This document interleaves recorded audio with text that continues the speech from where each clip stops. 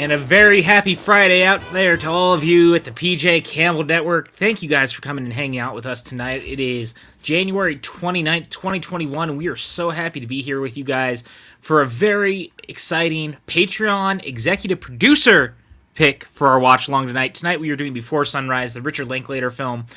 I am super excited. Ricardo Franco, our executive producer, picked this one tonight. And as always, here at the PJ Campbell Network, I'm joined by the always brilliant, the always beautiful Maxwell Haddad. Hello, friend. Hi. How are you? Fine. Yeah, you know, are you excited for this? For this, yes. Yes. For other things that recently happened, not at all. Well, we're not going to talk about those things. I saw the chat was talking about it, and that's not what our network is about. Nope. We do all sorts of other stuff here, and that includes doing watch-alongs. And tonight we are going to be doing all things Richard Linklater, and that is Before Sunrise. What is your history with this movie? The Before trilogy, I think, is the finest trilogy in the history of cinema. I think they're incredible. They're some of my all-time favorites. I was super happy with this choice. Yeah.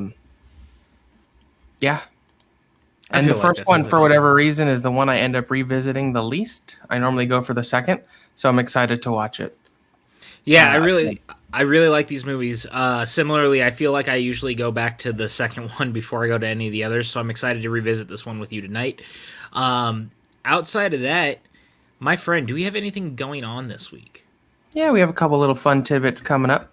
Cool. Let's see. Tomorrow is Saturday, that means the water cooler chat is back. We missed last week. We'll be back this week to talk about episodes 3 and 4 of WandaVision. No spoilers, but episode 4 is incredible, and I'm super excited to talk about it. Then on Sunday, the Unwind is back. We're going to have a couple special guests on the Unwind. We're going to have David B. Music, as well as Aaron Nyworth, who hosts the Out Now with Aaron and Abe podcast. He's on Twitter at Aaron's PS4. And these two people are going to be on because they both hold a similar special interest and are something of an expert on, you may have heard of this character, Godzilla. He's a big boy, right? Right. So on Sunday, amongst other things, we're going to talk about some big boys. We'll talk about Kong. We'll talk about Godzilla. Talk about the history of these characters, and there will be other shenanigans. It's not going to be hyper-focused, but that is on the docket. Then on Monday, can't wait. Join us for a watch-along of American Pie. This is available on HBO Max. Similarly to where we're watching Before Sunrise tonight. Yep. Then let's see. What else we got going on? Oh, real quick, I'll say, if you're watching this on HBO Max, we are starting 5 seconds into the movie, past the HBO logo. So if you want to be on sync with us, we are starting 5 seconds into their runtime. Yeah. Tuesday. I know it's technically February, but Tuesday we're doing our January 2021 Patron AMA. This is for all tiers of our patrons, $2 and up. Yeah. Check out our Patreon, see if there's a tier that's right for you. But if you haven't joined already and you want to be able to kick it with us on that AMA on Tuesday, please do. And of course, huge shout out to our executive producers, Brandy Parker, Brandon Buckingham, and Ricardo Franco, and our producers, Mike K, Stephen White, Kale the Youth Critic, Bedore, Jake Berlin, Anton Putra, Tyler Birch, Patricia Carrillo, Chris Pokernoy, She-Ra Potato, and Molly Damon. Your continued support is incredibly thankful. We could not do any of this without you. Also coming in the next few days is the next Box, Bath, and Beyond, featuring a silent special guest. I'm really excited for you all to get to see this. I think it's another solid episode. We could announce next Friday too. We might as well do it now, if you want. Oh yeah, to. Next Friday. Due to this January is always a tough month coming off the holidays. We had a difficult time scheduling everything. So next Friday we're doing the January patron voted along watch along. That's once. Really excited. I love this film. So please join us for that. I'm so thankful that so many of you watched Book Nook, and I hope you enjoyed it. It was fantastic. I'll say that. Announce what the next book is. It's right here. It's Children of Blood and Bone by Tomi Adeyemi. You can see it right here. I think our goal is to do it the last Tuesday of every month. It's a bit of a thicker book than the last time. It's literally double the size. So if you do plan on getting it and reading it to engage with us, you might want to do it sooner rather than later. Let's see that. But shirt. It's going to be quite excellent. I'm excited for that. This is a Halloween 6 shirt, by the way, Reefism. Back talk, it's from the Halloween 6 Curse of Michael Myers. It's a good shirt. Just wanted to throw that out there. Hi, Naomi, my cousin. How are you? I hope you're well. Okay. I think that's about it for what we have coming up. Lots of fun stuff. Unwind, Watchalongs, Patreon. I think there's some Suddenly soundtracks next week. I'm not sure. Chris has not given me any art, and I also I think the Pokemon that was happening tomorrow has been postponed. I believe so. I can't speak to that 100%, but I'm pretty sure it has been. We'll update you all on our Twitter. Jeremy, we're always streaming to our Facebook, just a FYI. Yes, that is true. We always stream everything both to Facebook and here to the YouTubes. Yeah. That's where you're watching us, the YouTubes. Yep. Well, I think that about does it for what we have coming up. Yeah, and apologies also on Front Center Mez taking a back seat this week. There's been a lot going on, so our guest needed time away. Maxwell and I also kind of both needed a break. It all kind of worked out just as it needed to. It was one of those things where, without like revealing any reasoning, both us and the guest were sort of like, "Can we reschedule?" And it sort of just worked out for the best. I've already spoken with him. Definitely going to reschedule him. I already have all of February scheduled out, so it's probably going to be a bit of a gap before we get him on the show, but it's definitely going to happen. So don't worry about that. And we apologize again. You know, we are human. Yeah. Stuff happens. We just do the best we can. Well, with that, I'm super excited because Ricardo Franco, again, our executive producer, picked this tonight. This is one of his favorite films from what I understand. And we don't normally do movies like this on here. Like, let's be real. We choose a lot of like action adventure-y, gun-toting, exciting type things. And I'm excited to watch something a little bit more down to earth and human. Would you say that's fair? If you know my film taste, don't get me wrong. I love the action adventure stuff. I love Star Wars and MCU and Indiana Jones and all that stuff. But this is the type of film that tends to be more in my wheelhouse. Yeah. If you watched our top 10 of the year show, you could, I'm sure, tell what sort of films tend to tickle my bone. If you watched our top 10 of all time show. You could see that, I am an equal opportunity cinema lover, but if forced to choose, like, hey, you can only watch like serious cinema or silly like action films, I'd probably choose serious. But I'm glad I don't have to. No, So yeah, like PJ said, we're going to start about 5 seconds in on HBO Max to skip over the little HBO logo. If you're watching it on another platform or on DVD, I don't think you need to skip ahead. I think it'll just start right there. Yeah, that little HBO logo thing was throwing us off, so we started 5 seconds in where it wasn't existent. So with that, my friend, are you ready to watch Before Sunrise? I'm so ready. All right, guys, I'm going to count us down. Oh, and I just also like to note that this beautiful happy hour with Jill and Molly mug came in. Shout out to our friends over at POV. I like those. I like those people. Yeah, it's there. Beautiful people, beautiful mug. I recommend getting TeePublic mugs. I wish, if I'm giving a little criticism, that you could wrap the whole mug with your colors. Can I say something real fast that bummed me out a little bit about one of the recent TeePublic sweatshirts I bought? Yes. The design came off in the wash.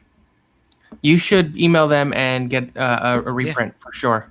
Yeah, I was very bummed out about that. So, TeePublic, I love what you do. Obviously, we partner with you guys, but be careful with your stuff. That's all I'm saying. Yeah, definitely do not put TeePublic mugs in the washing machine, like the dishwasher. If you have one, wash those by hand. Yeah. I get it because it's like print on demand. Yeah, right? No, totally. So stuff happens, but definitely you should get a reprint or a refund. Yeah, absolutely. Well, that's all right, guys. I'm super excited. I don't want to complain. I want to have fun. I want to watch this movie with you tonight because I love Richard Linklater. This is one of my favorite 90s films. This is one of the best indie romantic films, in my opinion, of all time. I'd also just like to note that nothing would make me happier than getting a fourth one because every 9 years, which would be next year in 2022.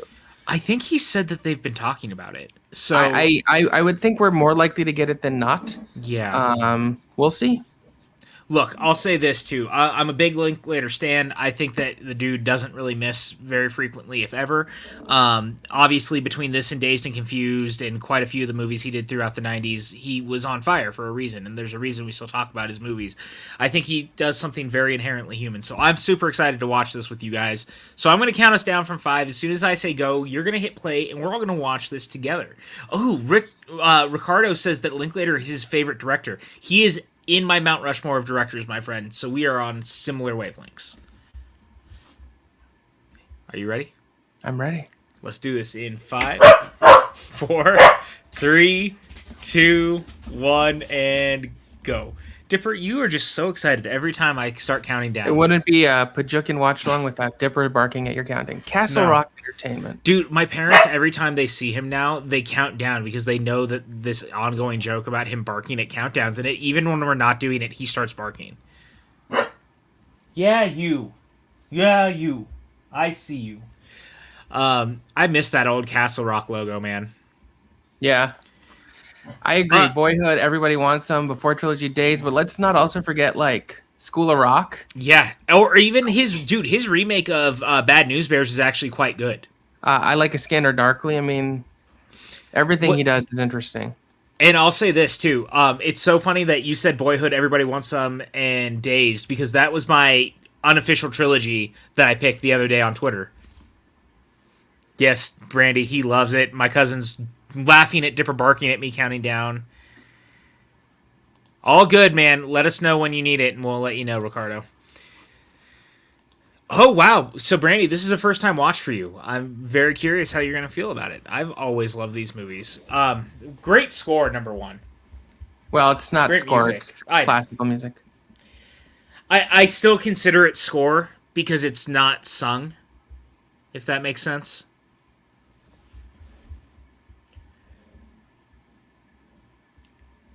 Yeah, Ricardo, the Linklater Texas trilogy.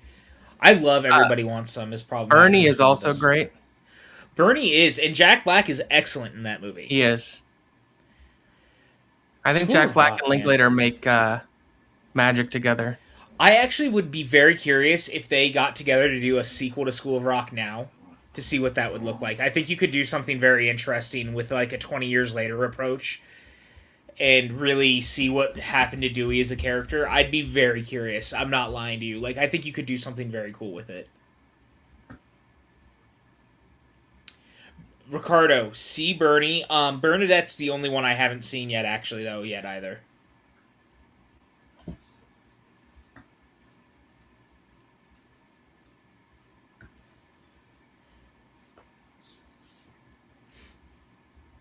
Oh, man.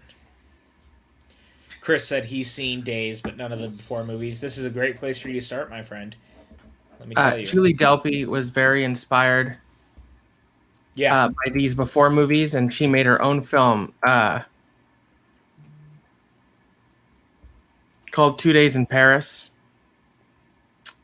that she directed, which is quite similar to this. And then she followed it up with 2 Days in New York, which she also directed, which is her and Chris Rock. If you haven't seen those and you like these, I recommend them because she took inspiration from being in these. I forgot how young they were. I'm pretty sure my first Ethan Hawke movie would have been Dead Poets. Yeah, I'm pretty sure mine was probably Dead Poets also. Look how young he is. Like, I forget Once Upon a Time Ethan Hawke was a young dude. And that's just because I keep watching all the stuff with him now, but he's so freaking talented, man. I love Ethan Hawke. What is your guys' favorite Ethan Hawke performance? I'm very curious.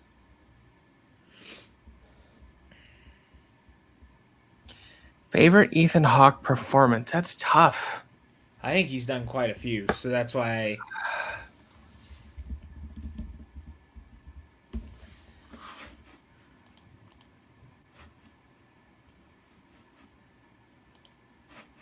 I think Taken as one performance, maybe the before movies or Boyhood. He's great in Training Day. Yeah. I don't know. He's great in everything. I really like him in that vampire movie Daybreakers. He's great in Gattaca, great in Dead Poets Society.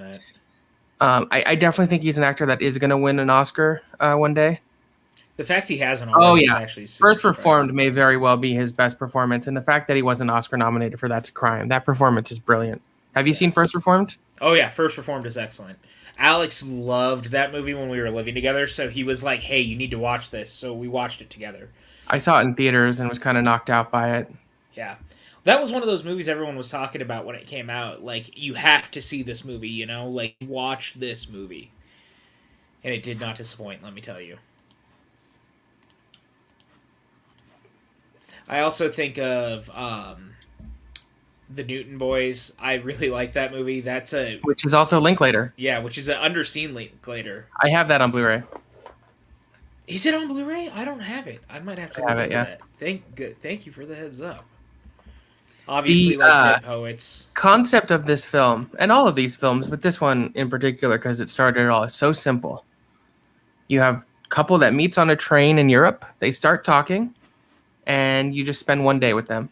That's the whole movie. And one of the things I love about the sequels is that both Ethan and Julie get writing credit on it. And in fact, were Oscar nominated for writing the second one.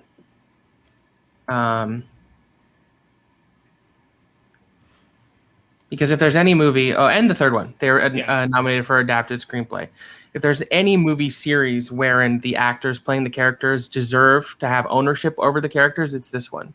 I 100% agree with you. Because again, especially because it's taken place over so much time, 20 years already. I think between the Before movies and Boyhood, Richard Linklater is our era of film's best chronicler of time and the way that time shifts humanity.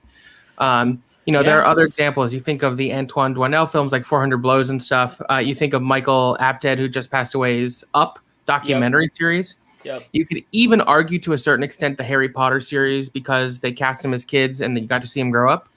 But in terms of American narrative cinema, he chronicles time and the passing of it in a way no one else does, and I don't think anyone else could.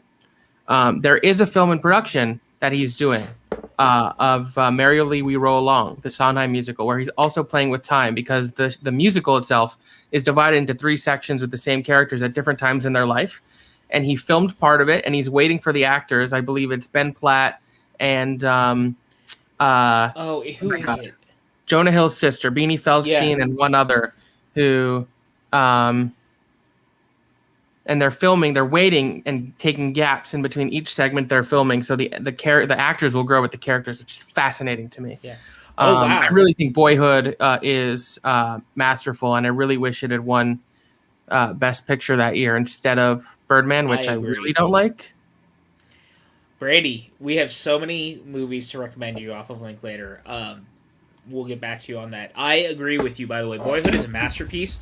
That last monologue that Patricia Arquette gives is she deserved phenomenal. That Oscar. She 100% deserved that Oscar.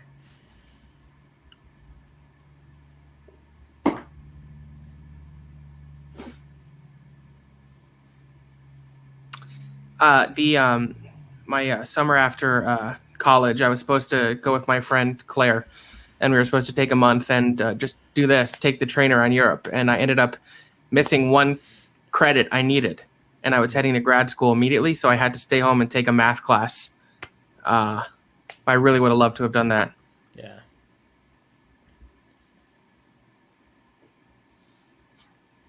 Oh, Ricardo's number 1 of all time is Boyhood. I'll say this. It. I also have. Okay, so we're at on HBO Max 819, 820, 821, 822.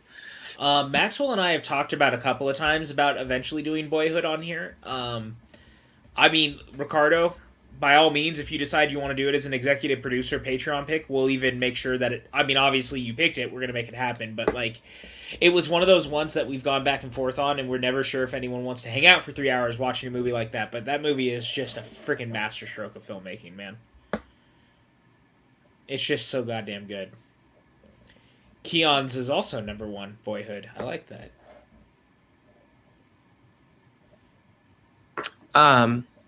There's a beautiful coffee table book I have of Boyhood. Yeah.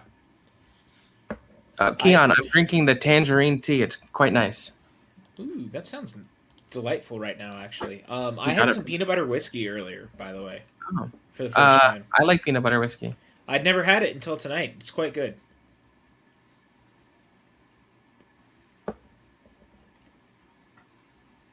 I'll say this, and you'll see it as it plays out, but their chemistry in this movie is just, like, phenomenal.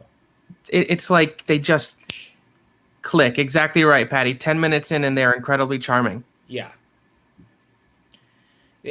That's what made these movies work, and it's why we keep wanting to go back to them at any certain time. Like, I would gladly watch a fourth film, if only to hang out with them.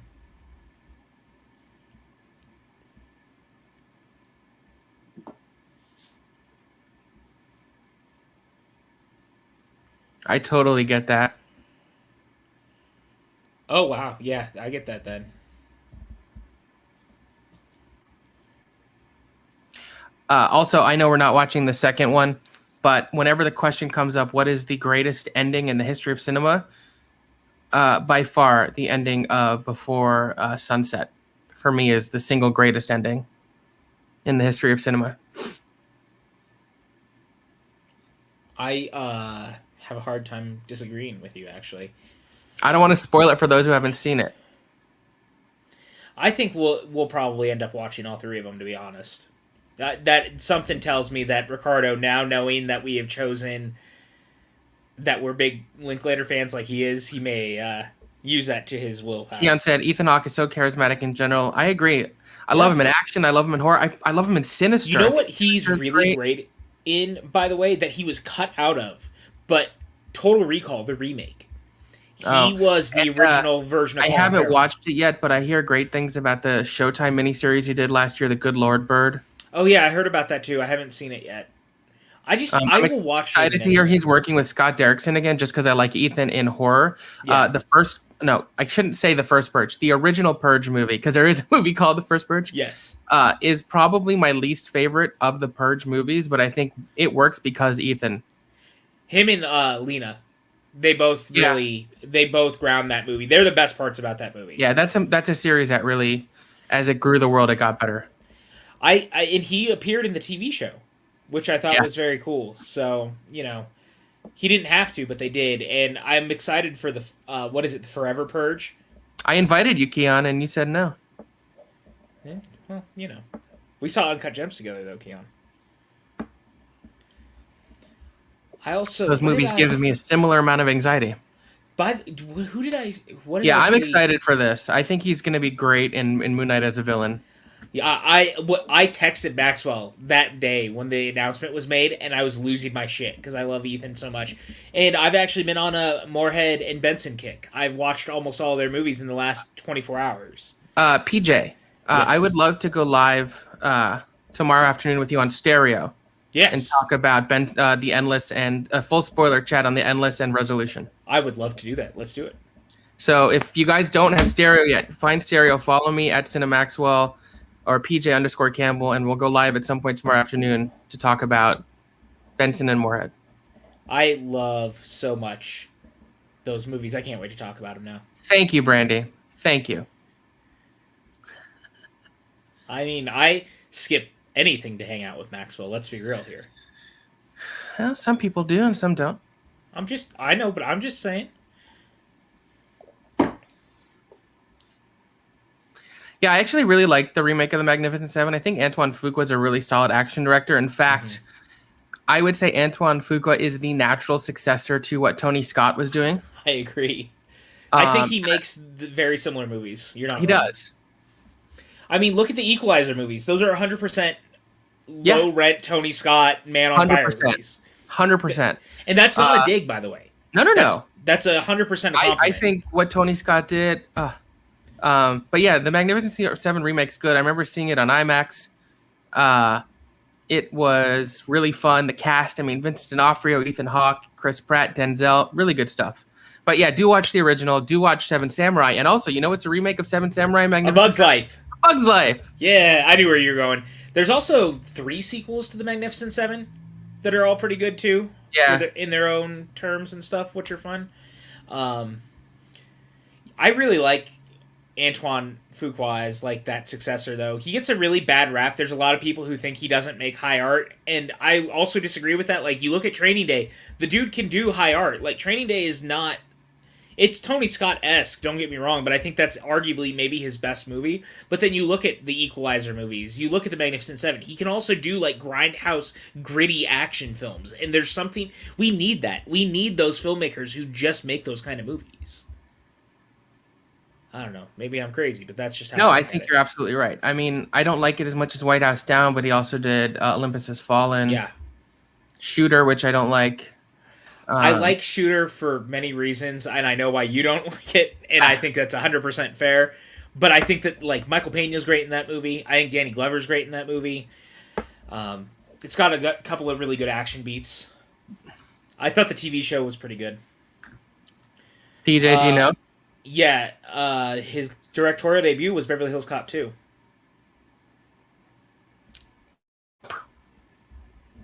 It's a movie called The Hunger. Oh, and in fact, Top Gun was before Beverly Hills Cop 2 as well. Oh, you're right. Wow, I went straight to, for whatever reason, I went to that as his directorial debut for some reason. Why did I do that? Oh, it's fine. I've never seen that one, The Hunger. I know his last movie was Unstoppable. Which is one of his best. Yes. I think Unstoppable is electric cinema. Agreed.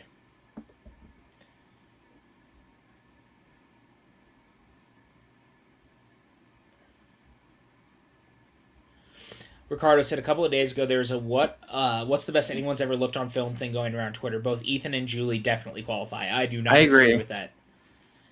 Oh, Keon, Southpaw, good choice, dude. That's an interesting movie. Even more interesting knowing that it was written for Eminem in mind, and he was supposed to star in it before he fell off for Jake Gyllenhaal. Could you imagine Eminem in that movie? He's been attached to so many projects that have fallen through, but I think that would have been one of the most interesting, to say the least. And they're getting off the train. They are. They are getting off the train. That little look she gives. Like, she stops and hesitates for a second if she should do it, and she decides to do it, and that's what I like.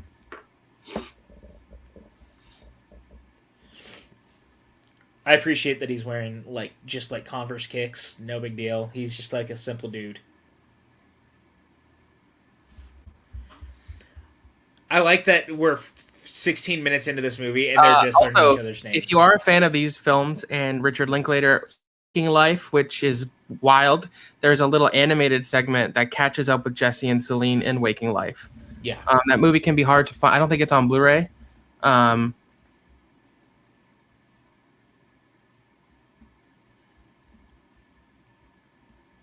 You can rent it on Prime, so it's not like impossible to find, but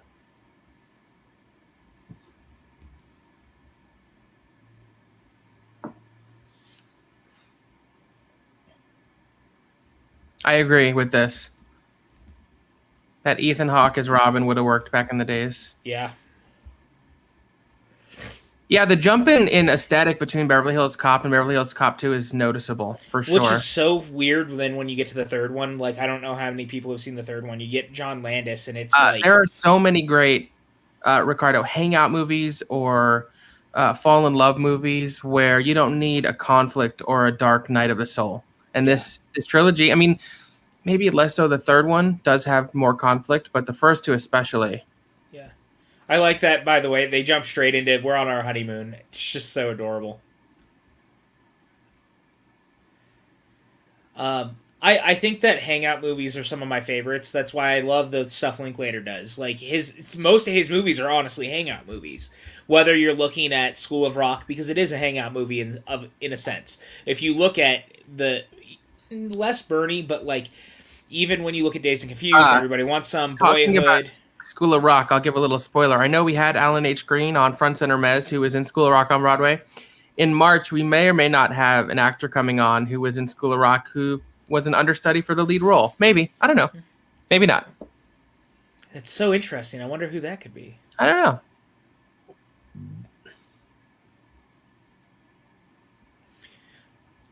Oh, Ricardo says that he actually likes Waking Life more than A Scanner Darkly. That's a interest. I can get behind that as a take, honestly.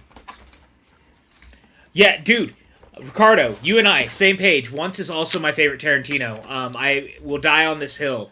There's some I am movies obsessed. like Once Upon a Time in Hollywood where people say nothing happens, and I'm like, it's about the character and the vibe and the world and the relationships. Much happens. Not. I think there's a misconception that plot equals a good movie. I agree with that, and it's something I think like. I mean, Like not people to get will into always it. another one that gets accused a lot of not having a strong plot is Mad Max Fury Road. I'm like, Oh yeah, it doesn't, but it doesn't intend to, and there's so much more at play. Like there's so many more elements to crafting a story or a film than just plot. yeah. And I'll say this too, like I don't want to get into it with Once. There's a lot of people who say that in Once because nothing happens and that the ending's not earned, and I could not disagree more with that. Yes. Correct. I think Once is a brilliant character Said, study. Once Upon a Time in Hollywood's first and only movie he saw in 70mm. I wonder who he saw it with. I don't know. That it doesn't sound like you would have seen it that way. Me? Seeing a film in 70mm? No. But yes, it was me.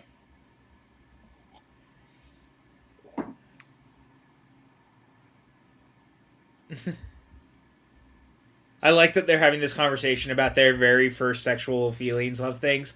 And just like it's so cute and adorable. Like again, they've known each other like 20 minutes, you know? I agree. Yeah, I agree with that. You could probably take apart most of my favorite movies and argue that nothing happens. Look at Clerks. I mean, Kevin Smith made an entire career out of making movies where nothing happens. I'd argue that Jay and Silent Bob Strike Back and Reboot are arguably of the View Askew films the only ones that anything happens fully in. I love that you went to Clerks and I was going to be like, yeah, Lost in Translation or Tokyo Story or... Well, I mean, for me, of course, I went to Clerks. 5 to 7. Yeah. American I go to... Clerks form me, dude. You know that. No, I know. My Dinner with Andre. Yeah. Oh, good choice. My Neighbor Totoro. Yeah. The Station Agent.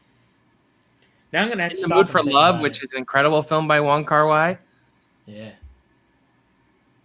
Most of the films by Kelly Reichardt. Yeah. Like First Cow. Does much happen? No. Is it fantastic? Yup. Sometimes you just need that. A lot of the films by Mike Lee, nothing happens. Nothing happens. Pretty much anything Sofia Coppola's ever done. Fuck a lot of Noah Baumbach's movies. Nothing happens in Francis Ha, and I think that movie's incredible. Well, look, even Meyerowitz stories, right? Meyerowitz, sorry. Thank you. You always correct me. I always say it wrong. It's a family drama at most. Yep. I'm a huge fan of A Ghost Story. Not much happens there. I mean, yeah, Jim Jarmusch, absolutely. Like, nothing happens. You know what else is technically a hangout movie? Speaking of Tarantino, The Hateful Eight. Talk about a hangout movie. And that one takes place all in one day. And almost nothing happens in it. I agree, Ricardo. I have rarely had as visceral of an emotional reaction in a movie theater than when I saw A Ghost Story. Yeah.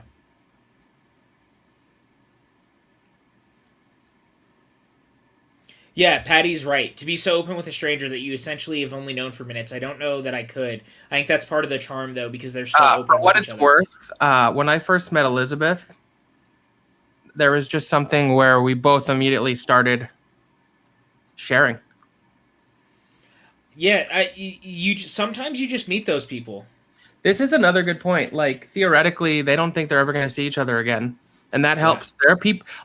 There are some people where I've met randomly, like waiting in line for a panel at a Comic-Con, where I've shared so much with because I never thought I was going to see him again. Yeah. Ah, shit. Chris Taylor asked, will Once be Quentin's most debated film?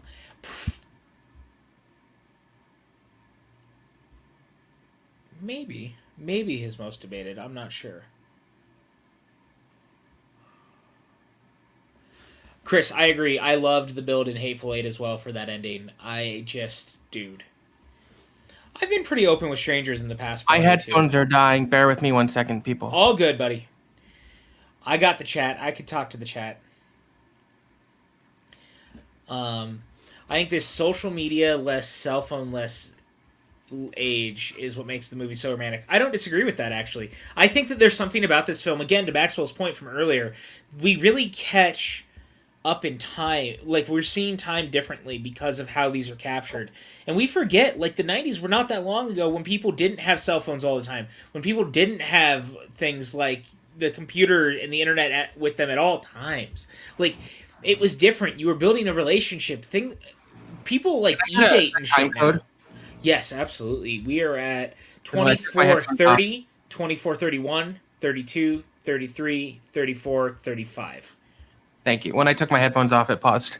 Oh, you're all good. But I think that because of that, like, we also forget, like, dating and stuff was different in the 90s than it is now. This is almost 30 years ago. Not to make us all feel old, but it was. And times were different. And there's something simple about this. And I kind of miss that. I don't know about you, Maxwell, but I do miss that little bit of simplicity.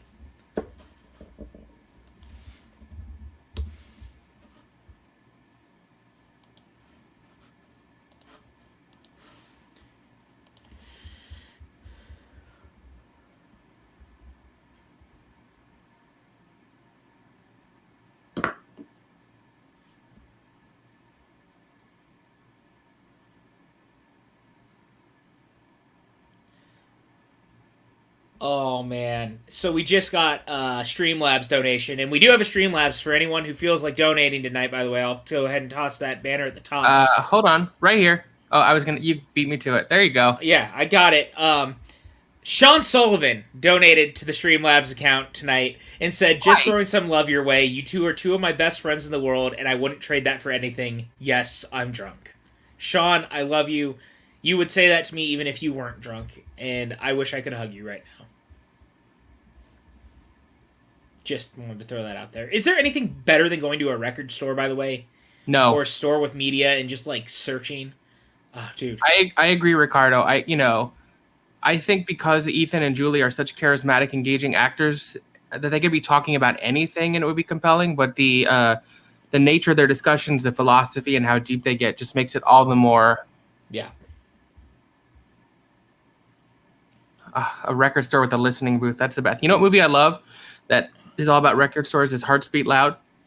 That's a great one. I like that. That's a good choice. And also, when I think of record stores with listening booths, I think of Rogue Nation. I was going to say Rogue Nation was where I thought you might go with the listening booth thing, because I always thought that was such a great opening for that movie. Ricardo says, congrats to Sean. You're going to make me a Corruption fan this year.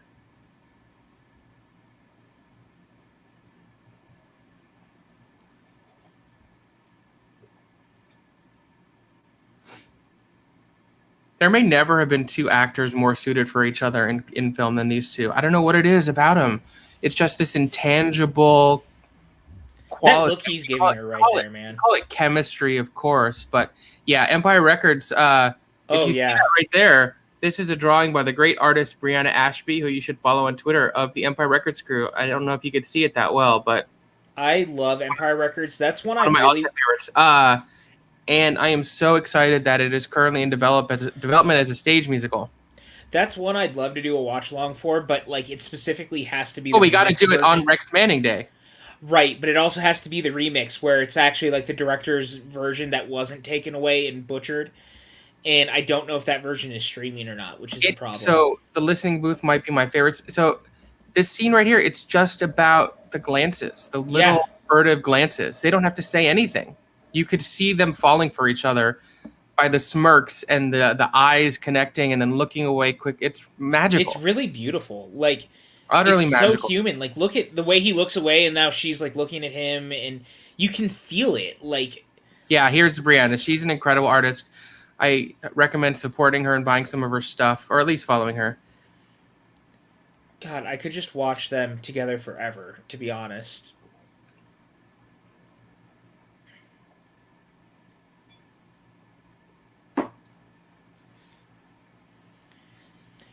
And again, like, it's just such a simple thing, too, because they met so randomly on a train, and they're just cruising together through life. You know what I'm saying? You just never know how or why or when you're going to meet the people that have an impact on you.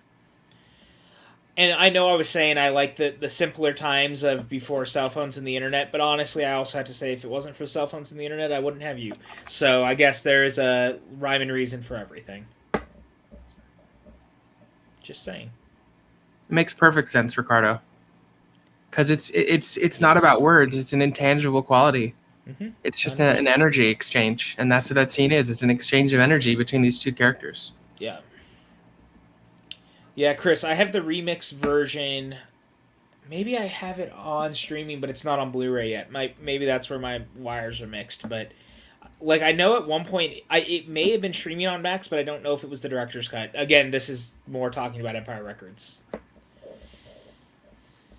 I love this whole sequence too, like where they're in this graveyard of people who they don't necessarily know the names and things. There's just something about it.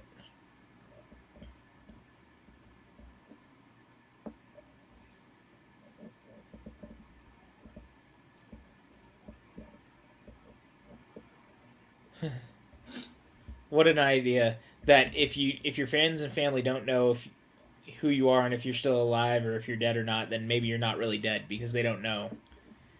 Again, the philosophy. Sort of like Schrodinger's cat. Yeah.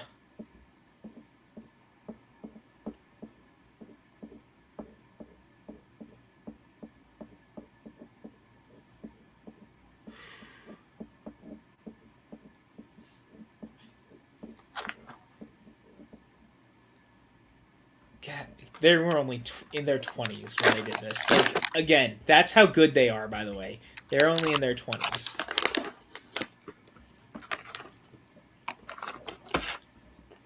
Remember theme parks, Max? Man. There are, like, I've been putting together a list of everything I want to do as soon as I feel safe to do it, and riding a roller coaster is very high on my list. I mean, as it should be.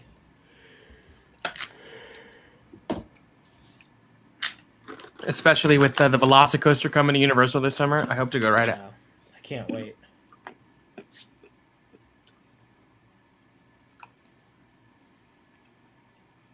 Again, this is another one of those small moments that I really like in the movie. That, like, just them looking at everything and talking literally about how beautiful literally everything else is, when they also clearly want to talk about how they feel about each other. Like, there's just something about it, man. Yeah. And they make it seem so easy. And, like, look at that. The setup for the kiss. Like, come on, man.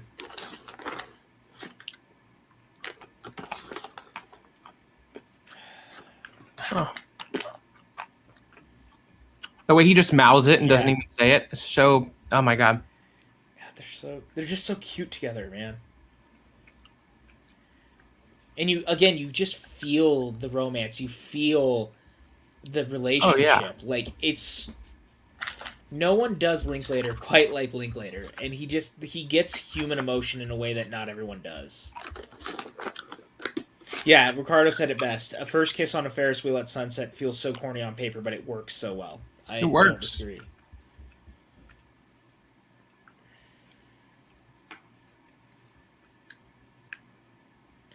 And just like the way she snuggles into him like that, like, you can tell that this actually matters, and maybe this will be less than just that one day that they thought it might. I hate rides like that. They make me so nauseous. Oh yeah, they're the worst.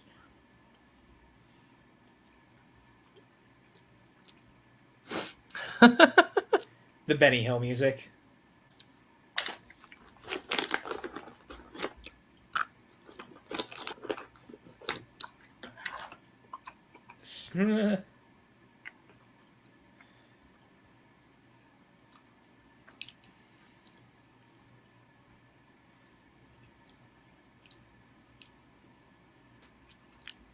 It sounds like us right now.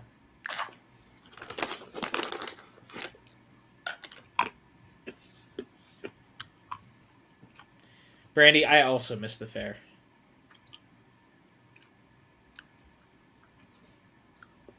Yeah, Ricardo, you make an excellent point. The sound design is a huge part of it. The way they pull back on the music and we hear their body movements in the jacket.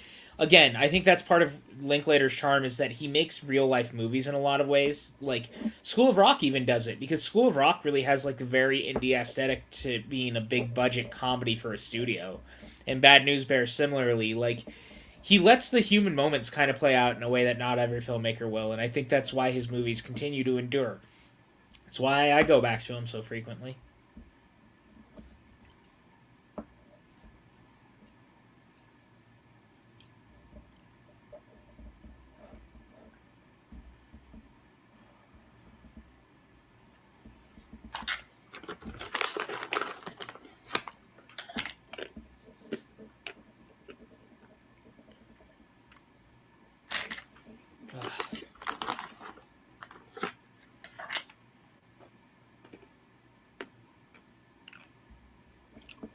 I get that feeling. Yeah, I understand that feeling. That's a beautiful, like, again, and their dynamic couldn't be more different. Where her parents, like, they travel the world together and they love each other and they take their family, whereas he feels like he really didn't have a place in the world because his father never wanted to have him and his parents always argued. And it's such an interesting dynamic because you can't stress enough how much opposites also can attract, right? And I think yeah. it's always good to have someone in your life that is, in a lot of ways, the nega version of you, because I think that there's a balance to you in that regard. What's also fascinating is knowing what happens in the next two and revisiting what they say in this one. 100%. Which I think was completely intentional. Oh, yeah.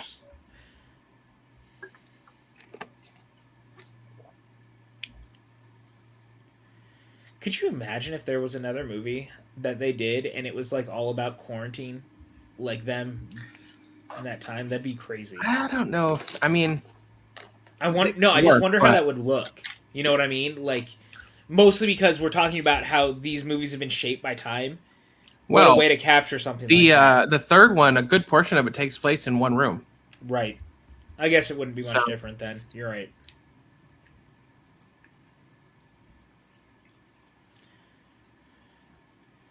Yeah, Ricardo, I agree. The French-American dynamic is done so well. The dialogue really reflects the differences between them in a good way, man.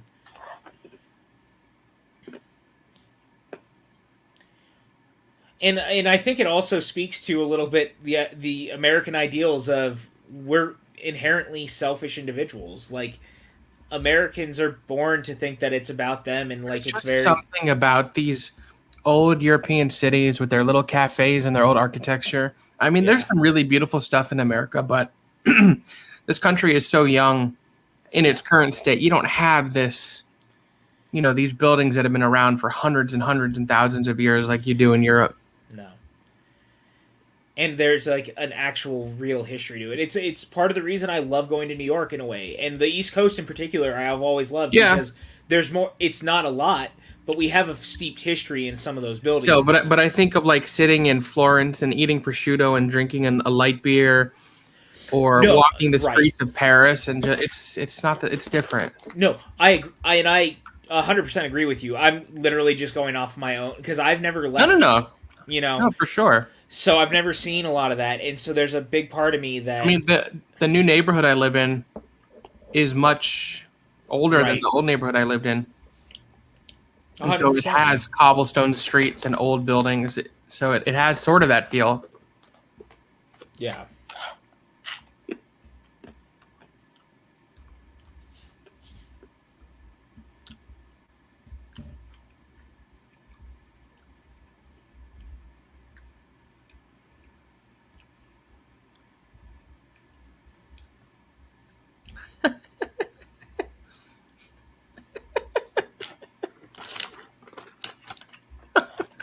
Stop it, Keon. Please, I beg you. Stop.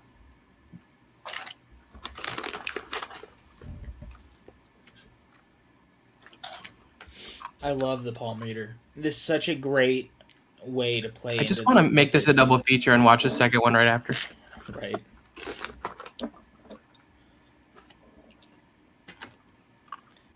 That smile she gives about like you're becoming this woman, just it's so astounding.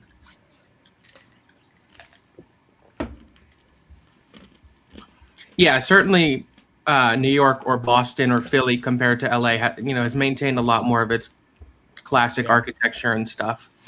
It's part of what I but still, dislike. Even the old stuff here is a baby compared to when you go to Europe. Yeah, it's weird because like I live in Arizona now, but I'm from California. I grew up in Sacramento. I lived in Los Angeles for a decade, and one of the things that always bummed me out personally about living in Los Angeles, and I've talked to Maxwell about this, I felt like they always threw their heritage out. Like they always were quick to demolish stuff and build over it instead of finding ways to maintain it and expand it and give love to the past while creating a new future. And that kind of sucks. And it's weird now because I live in Arizona, and one of the things I think about is like Tombstone still exists as like a tourist attraction, but a lot of the buildings and stuff are the same. They've just been maintained and taken care of. And Tombstone is like a very specific time and place of history of our very young country. And yet we still maintain it so people can go visit it. So it doesn't make sense to me that Los Angeles continues to tear down their own history. Like, it blows my mind, man. And it's something I think about a lot. And I shouldn't, maybe, but, like, it bothers me that we don't care enough about history in Los Angeles to not tear shit down and take care of it. Sorry. That's a thing for me. It's a soapbox thing. My favorite place in Los Angeles, not including Disneyland because that's Anaheim, right, is the Magic Castle. Yeah. Which is, not that old, but the building, yeah. The oldest thing in LA is the Chateau Marmont. That's true. Oh, you know where also I love in Los Angeles that's old is Musso and Frank's, where they go in Once Upon a Time in Hollywood, where they meet with Al Pacino. Great restaurant. It maintains that old Hollywood feel. I am a member of a club in New York that has reciprocity with the Magic Castle, so post-COVID, I can get into the Magic Castle anytime. I was supposed to go with you. You were. I was. So if we're in LA at the same time, we'll make it happen. I'll say this too, Ricardo. To your point, this is one of my big things. This is a soapbox thing for me. But all that shit that happened with Amoeba being shut down so that they could build high rises and shit again in expensive apartments that people can't afford. These are two out of the three things I named. Yep. But if you're in LA, obviously post-COVID, and you haven't had the chance to go to Musso and Frank's, the food is great, but it's just an experience. You feel like you're traveling through time. Yeah. Sorry, I totally soapboxed there for a second. No. That's the great thing about cinema like this is it inspires conversations that go far beyond the context of a movie. Yeah. And that's the difference between something like this and something like Captain America, which don't get me wrong, I love Captain America, but it's not necessarily going to inspire these sorts of conversations. Yeah. Yeah. That's the thing. Like, I saw the pictures, and it looks beautiful. They posted some pictures the other day on their Facebook, and I was looking, and it looks great. But I'll say this, too. Like, Amoeba and Arclight right there. And, again, to my point, the Arclight at least built around the Cinerama Dome. They didn't fucking tear it down. They made it a part of their thing, And the dome is beautiful and amazing.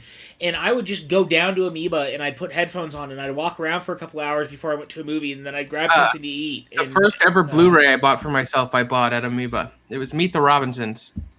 Great choice, by the way. That's an old school Blu-ray. Because when I lived in Hollywood, I lived very close to the Pantages Theater, which was walking distance to Amoeba and the Arclight.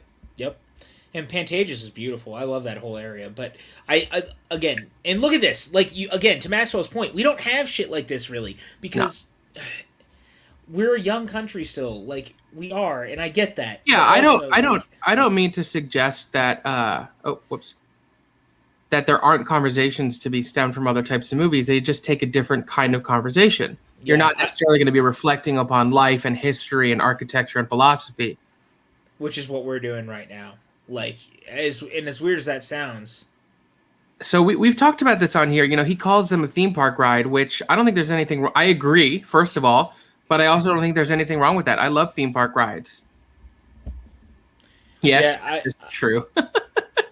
I mean, look, I'll say, like, the truth of the matter is that I think that there's a place for every type of movie. Yeah. And I think that anyone who tries to put a hard line in the sand of what we should or should not consider good cinema and good movies is inherently problematic, because I think there's a time and a place that I want to watch an Abbott and Costello comedy as much as I want to watch Schindler's List. Like, they're very different. And I know I went for Abbott and Costello, but the point being is that there was a time when people were like, oh, these fucking comedies again, in the same way that it was like, oh, these fucking Universal monsters again, or oh, these fucking Westerns again, or these fucking superhero movies. But guess what?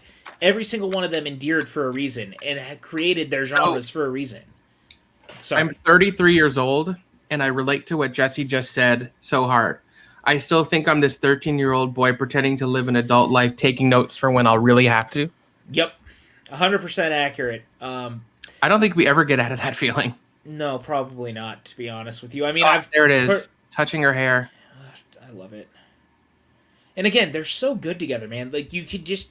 The chemistry is palpable, and you believe it, man. Like, it's so good. No, I agree. Like... It's It's like people who make fun of people for reading comic books. It's still literature. Like, get off your high horse. Just because it had pictures does not make what it's saying any I've actually less... had that conversation with my dad before where I was telling him about all the great work in comics, how some have won prestigious prizes. John Lewis wrote a comic book, Mao, all this good stuff. Yep. Watchmen. Maus. Yeah, Maus is... Whew. Yep. I mean, amazing. I mean, and look, I'll say this. In the last 2 days, I've sent you pictures. I got the first of the 3-part Dune adaptation. They're adapting Dune into a graphic novel right now.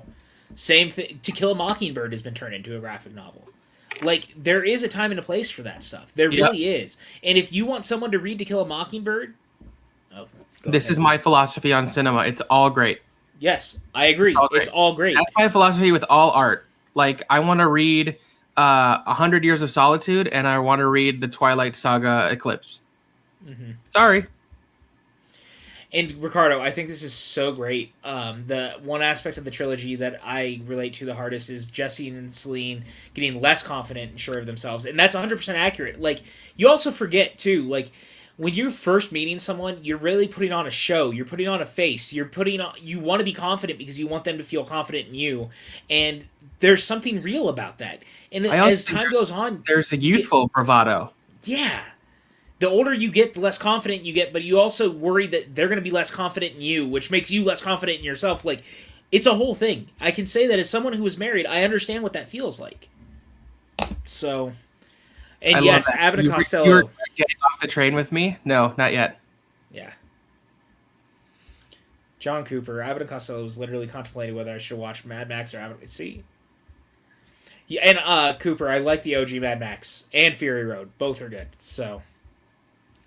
Yeah, Chris, Mockingbird as a graphic novel is interesting. I own it. It's very, very cool to go to. Max, I'm always glad that you and I can just be like, fuck anyone who talks bad about art. Like, art is inherently good, and we should embrace art as being good. Any way I know how to get that youthful bravado back is not recommended and not legal. So, no. I have no answer. Lots of weed. Oh, I was thinking even harder than that. I know, but I'm just saying for me. Mine is weed.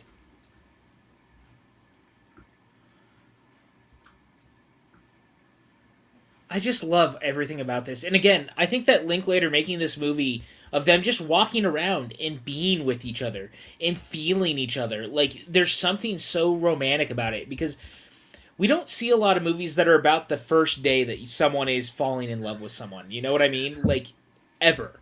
There are some really great romance movies. I would argue there aren't as many great movies about falling in love. Like, a lot of the romances, they're either together already or that you're watching a struggle, or it's a romantic comedy where, okay, it's a good romance, but there's shorthands that don't necessarily resonate to authenticity, which is not a bad thing. No. 100%. I agree with you. And it's like, my favorite romantic comedy is Hitch. But that movie takes a lot of, liberties in I think When Harry Met Sally might be an exception. That's my favorite romantic comedy. And because they're friends first, right, and they're there for each other, you sort of do see them falling in love. But a lot of the time, that's more rare. You've Got Mail, similarly. Obviously, there's a connection there for the reasoning. But I think You've Got Mail does a nice job, too. John Cooper says we should embrace every film in their own ways, embracing B movies, the superhero movies, the family movies, the classics, and so much more. Yeah, I mean, look around me, man. Like, I love movies.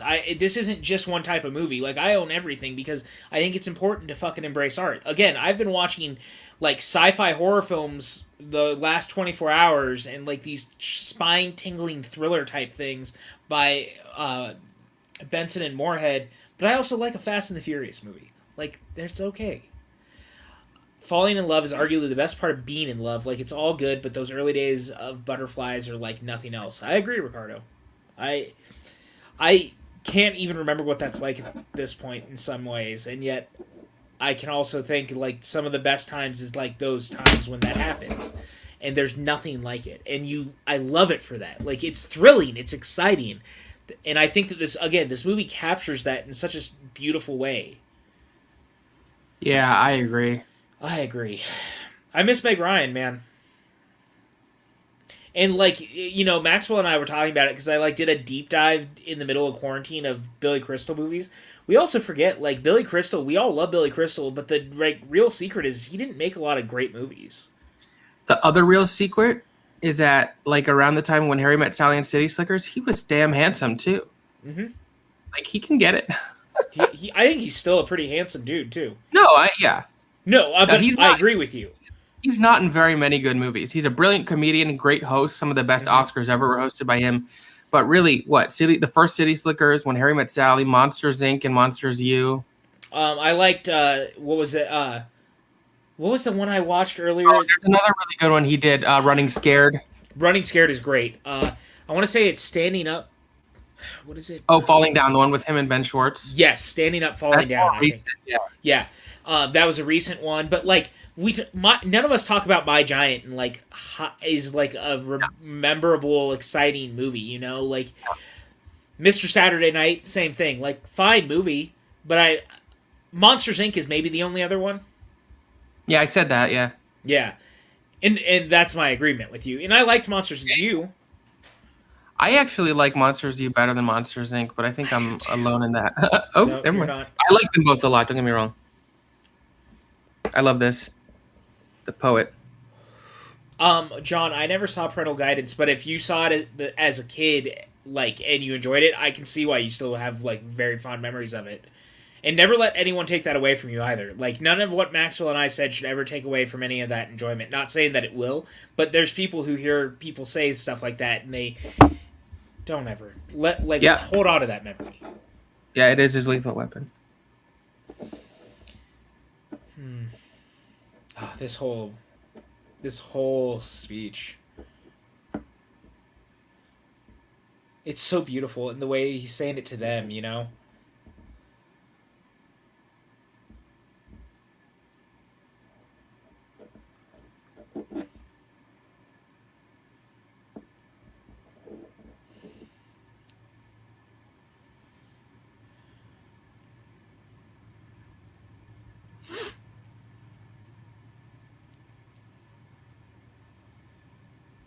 I just love them. He kind of reminds me of Mackenzie Crook. Yeah. And you know who else he reminds me of? Paul Bettany. But Bettany specifically in First Night. Or not First Night, A Knight's Tale. Yeah. First Night is with Sean Connery. Yeah. And Richard Gere. Richard Gere. Yeah. And that's about King Arthur. Much different movie.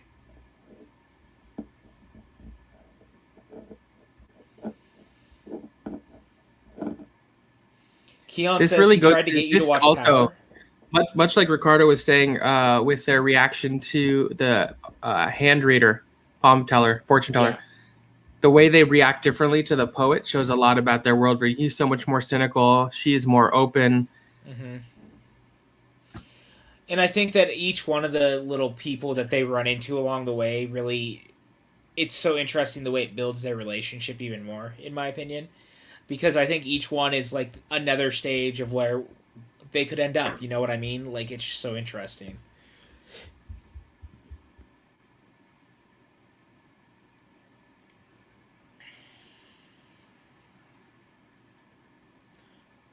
I can't remember the last time I went to a club. That's not something I do. I go to bars. I go to cabaret or jazz clubs, but not like a club. Maybe a music club, I guess. This isn't like a nightclub. This is more like a rock club or something. Yeah. I think that's more what I'm thinking of, because I did do rock clubs and stuff in the past, because, I like music, so that was always fun. The club scene was never my type of thing. That should be no shock to literally anyone who watches this. Like, the club scene was this was not a play. This was written for this film. Yeah, no, Chris, this is 100% was written by Richard Linklater for film. It would probably make a great stage play if someone wanted to try to adapt it. I think you could. But I think that's the beauty of it, is that it was just a human drama. People forget, like, human drama is what movies should be in a lot of interesting ways. And I think this one does it in such a peculiar and interesting way.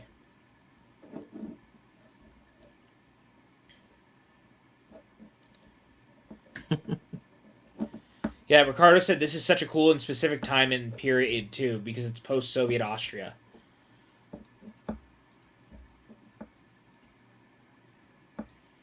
Oh, okay. Chris is saying that he thinks it would be a great play. Yes. No, it would be. I think. I agree.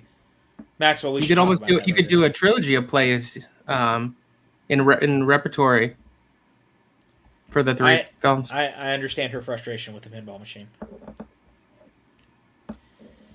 I miss live music too, Brandy. 100% with you.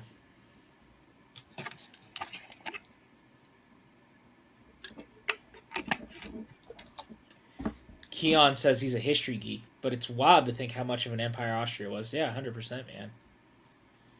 I love these watch-alongs because we just talk deeply about films we're watching. I think, yeah, of course, man. John, thank you for coming and hanging out, man. Like, part of what I like doing about this is just the stuff we talk about. Like, I know that watch-alongs are so specific, like, we're all watching the thing, but one of the things that Maxwell and I have talked about this, like, I love the conversations it gives. Like, we've always treated these as more than just a commentary for you guys. Like, we want it to be more than that. We want it to be a conversation.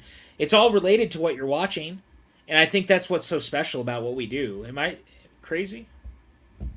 No.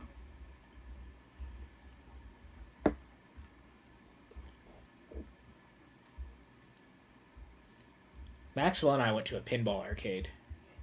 We did. It was so much fun. They had a Shrek one, and every time you hit start, All-Star would play. That was hilarious. No, wasn't it I'm a Believer? Mm-mm. It was All-Star? It was All-Star. It was Smash Mouth. I think they had I'm a Believer on it also, but when you hit start, it was always All-Star, which made me laugh every time.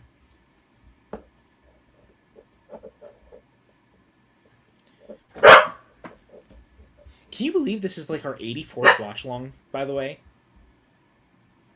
That's crazy to me. We've been doing these things for so long. Really? Have you been doing them too? Thank you, Dipper. Not getting enough say into the movie?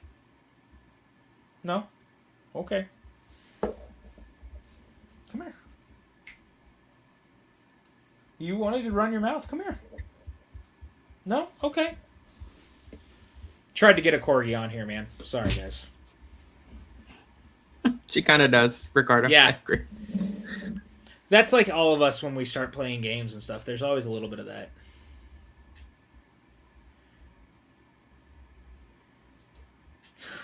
Yeah, dude, John, it really has almost been a year. Like, I think our first three were like Army of Darkness, Frozen 2, and Onward, and now here we are. Insane to me.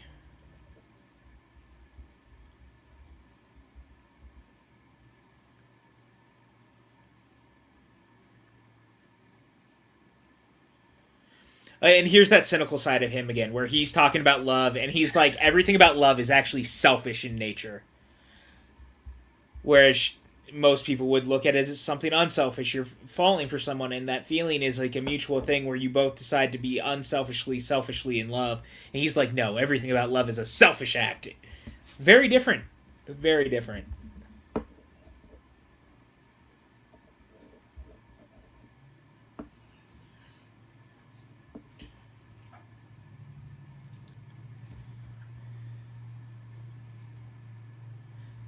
Ex-girlfriend, just in case you're getting worried about what's happening. Clarification. Yeah.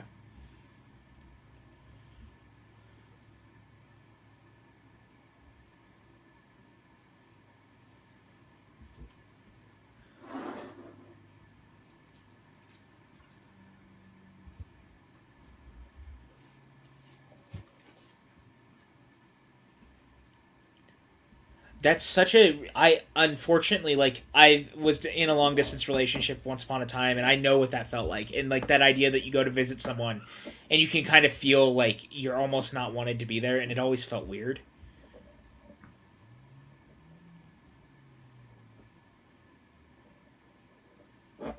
Oh wow, I didn't realize this. But apparently the script, they sell the script to the first I own it. book. I do have the Hateful Eight actually though, as the script. Yeah, I have them somewhere. Me too. I need to look into that actually.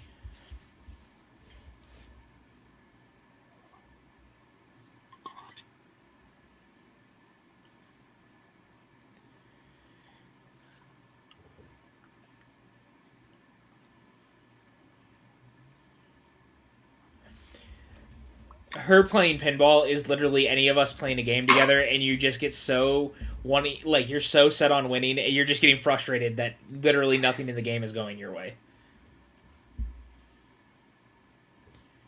Can I ask you guys, what is your favorite pinball table of all time?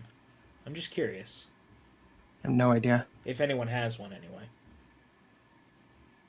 Because I know mine. I've always known mine. Mine's that OG Indiana Jones trilogy pinball table with his gun as the start button. That one's good. It's so good. I like the T2 one. Oh, the T2 one's great. There's a great AC/DC one. Addams Family.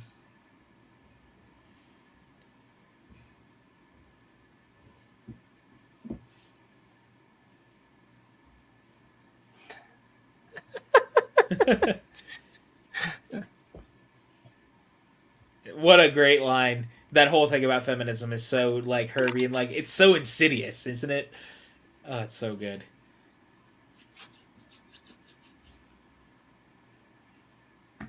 Ooh, Curse of the Black Pearl. That's a great choice, Ricardo. I like that one a lot. Brandy, you can't think of a single one that you've played on. Oh, wow. You need to hang out with Maxwell and I when we go to the Barcade. Barcade's got some great pinball machines.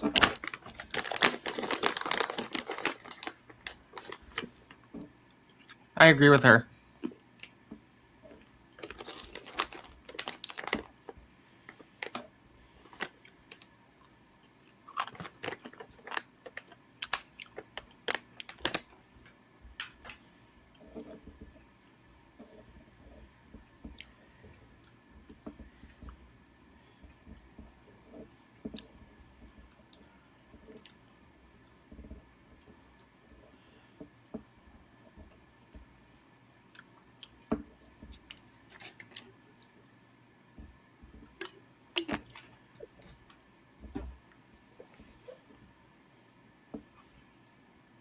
The way that dude that's walking by turns a little bit to look at him like, are you talking to me? And he's like, oh no, I'll just keep going.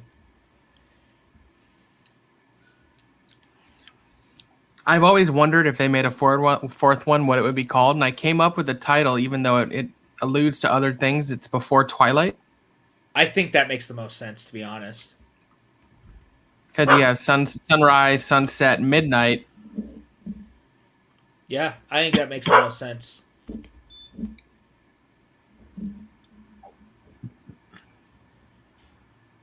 Just look at those cobblestone streets.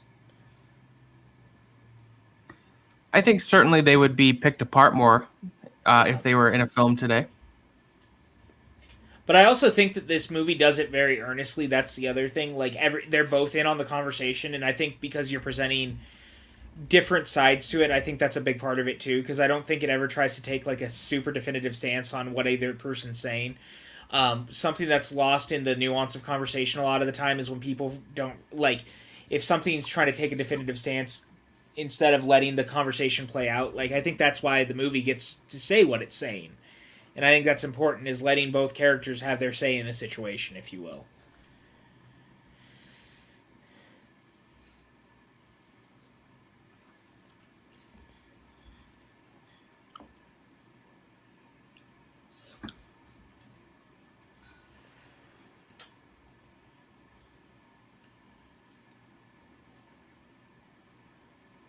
Everything that's interesting costs a little bit of money.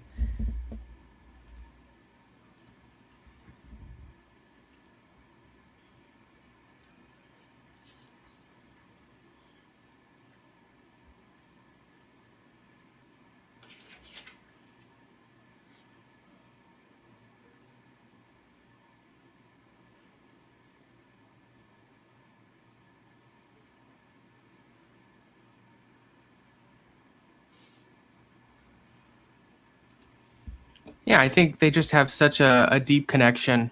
Yeah. I would put it at 60-40. Yeah. 60 more. Yeah, leaning towards yes. But based on the fact that there's been 9 years between each of them, that means it would have to come out in 2022. Yeah. So we'll see. I'd love if they did, though, again, because I would love if they did, but then also if they did, I can't call it the best trilogy anymore, because once there's a fourth entry, it's not a trilogy anymore. What is that? A quadrilogy? Quadrilogy, yeah. Hey, that in and of itself that still would make it special because there's not a lot of quadrilogies that are great too. Toy Story. Indiana Jones. I'm saying it. I'm throwing it out there. I'm not gonna let anyone take that away from me. I'm just not. Indy 4 is great.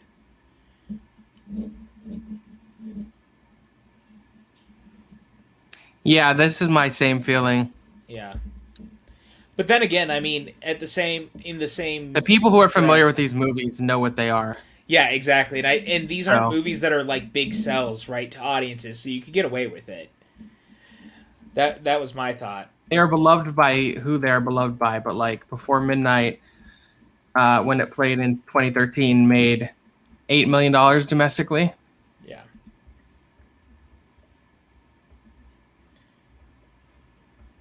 And these are movies that are like lauded by critics, and that's why I'm glad that we're doing this in a way, because we've talked about it before. Like, movies don't always have to light up the box office on fire to be beloved and cared about and talked about. And the fact we're talking about this movie 8 years later just goes to show just how great it really is, you know? Yeah, I agree, John. That would be the fault of the consumer at that point if they just assume it's a Twilight prequel. But that's the thing, is that the studios like to play to the consumer so specifically a lot of the time, and people forget that. Like, not saying you do, but people forget that. I'm going to say something very unpopular because this is a thing that people don't like to talk about with movies. That movies are art, but they are made to make money. They are still a part of that stuff. Like, as much as that sucks to hear, like, it does matter. These movies are made to be content. They're made to be sold to an audience, and that stuff matters. So take what you can and take what you will out of it all.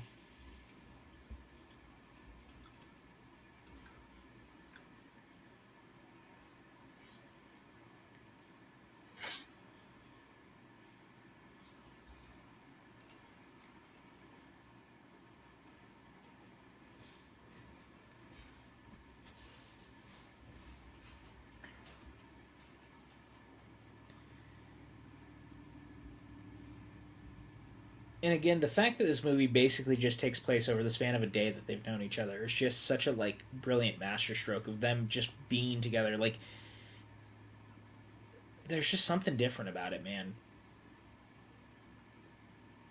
That diner looks adorable. I want to go there.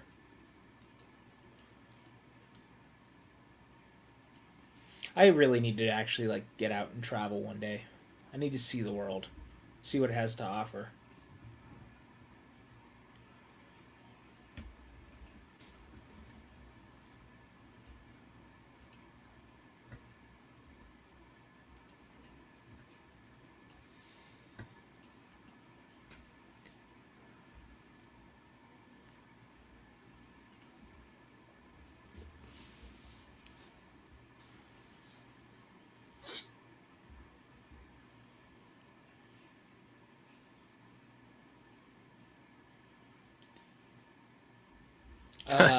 Man. Ricardo said, I think this is one of Linklater's finest moments. You always hear from teachers you have to justify why you're following these characters. Why now? And I like that Linklater answers with just cuz. We could have followed any of these people in the cafe. They're all having their own night. It must just be as special. And I agree. Like, I don't know if you guys saw it going around today, but it was like the constructive writing or something. Did you see that? Harsh.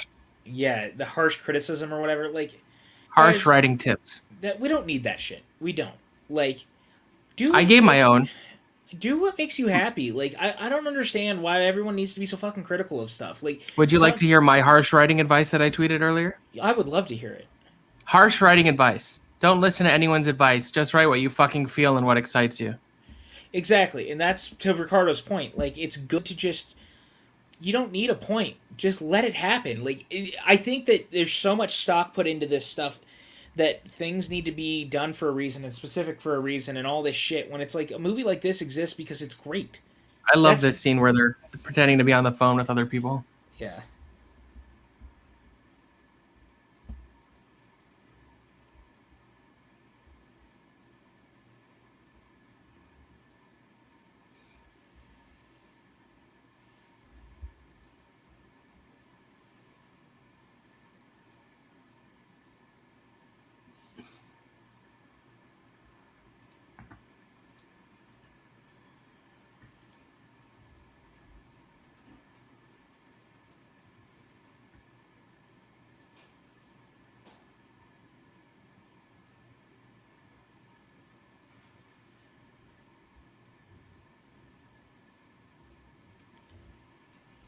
Brandy says, I'd get off the train for Ethan.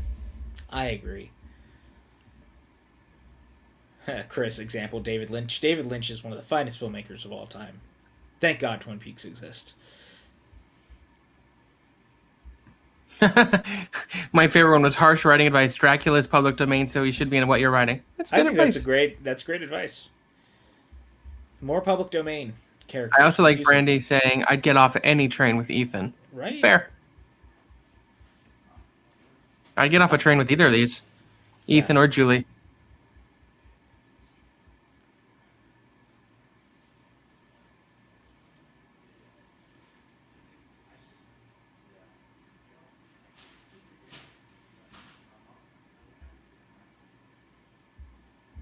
I love this whole conversation.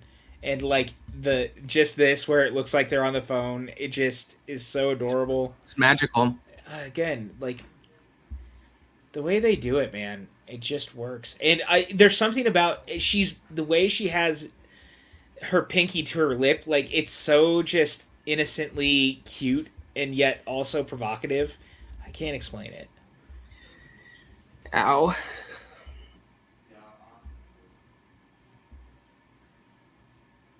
Ow.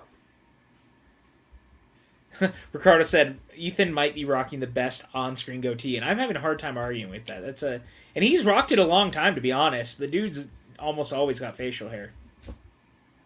I'd also just like to say that his daughter is spectacularly talented and is in Once Upon a Time in Hollywood. Yes, she is. In my dream version of making a Mummy sequel, I would have her play the now youngest daughter of Evie and Rick. I think she's such great casting. I think she's such a spectacular. She was so great in Stranger Things season 3. Excellent. If you guys have not watched Stranger Things, I'm sure everyone in the chat has, but if you haven't, especially that 3rd season, man, yeah, Maya. She's incredibly talented and attractive. I'd watch her in anything.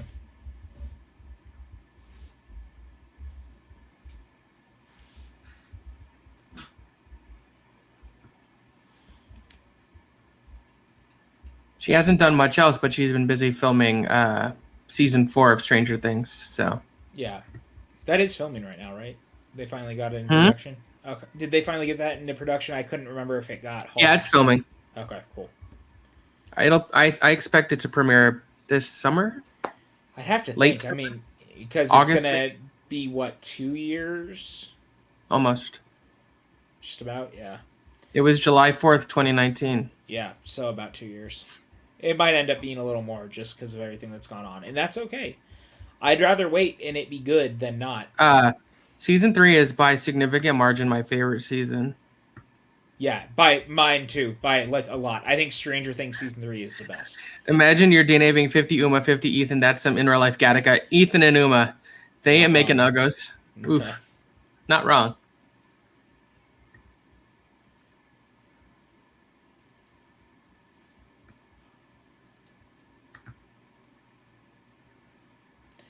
I also think that Stranger Things is getting ready to wind down too. I think they've only got a season or 2 left in them. I think they said 6, maybe? Yeah, that sounds right. So, season or 2. That sounds right.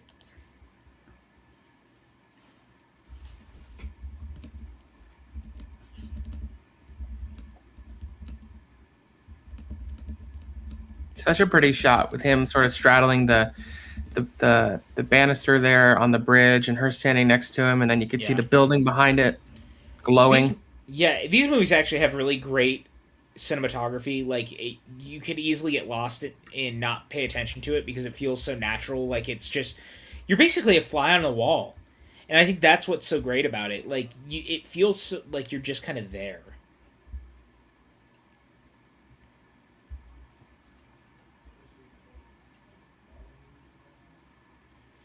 Yeah, that's what we're saying too, Ricardo. And that's why I said I think it only... Because they basically said that they had, like, I could see 6 seasons, 3 more. Yeah. At most. And they're short seasons, so we'll see.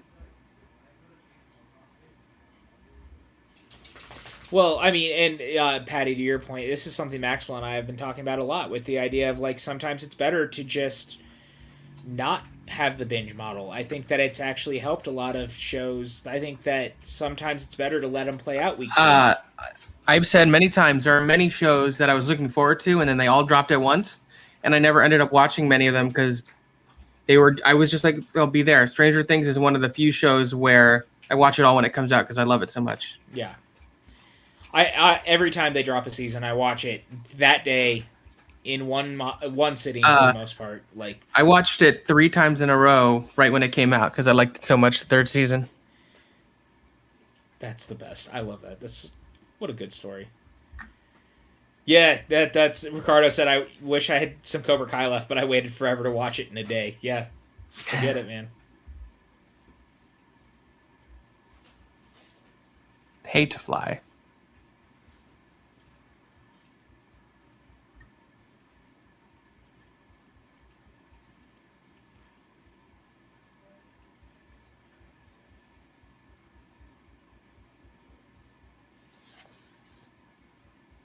He's trying to make a plan to see each other again, and she's being all rational, which is sort of different from the cynicism he's expressed prior.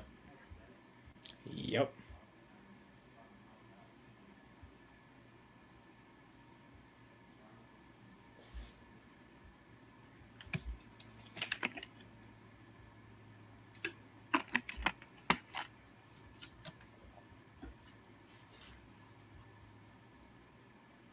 He's stupid.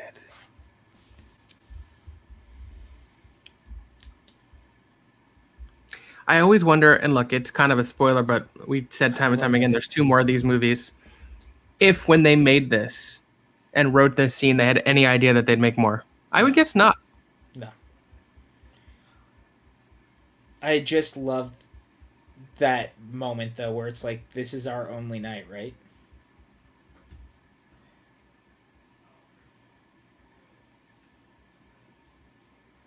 If you only had one night with the love of your life, how do you treat it, man? You know?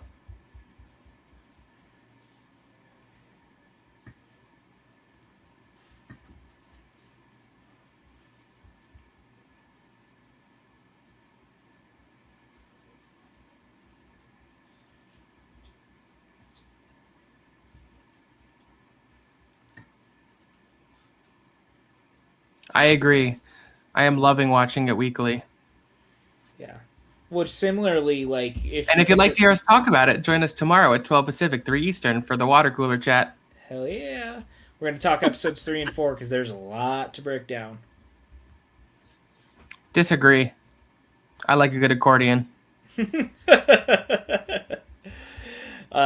John, I agree. Boyhood is possibly one of my favorite Ethan Hawke movies as well. I just think he's masterful in that. Also, if you guys have never listened to the Beatles Black Album, Album, there's a couple Spotify playlists that have it. They're excellent. You could probably even download them too. Like, guys, I can't recommend it enough though. And I think he literally actually did it himself. Like, between him and Richard Linklater. And we should do a watch along. That movie has so much texture and miraculousness to it.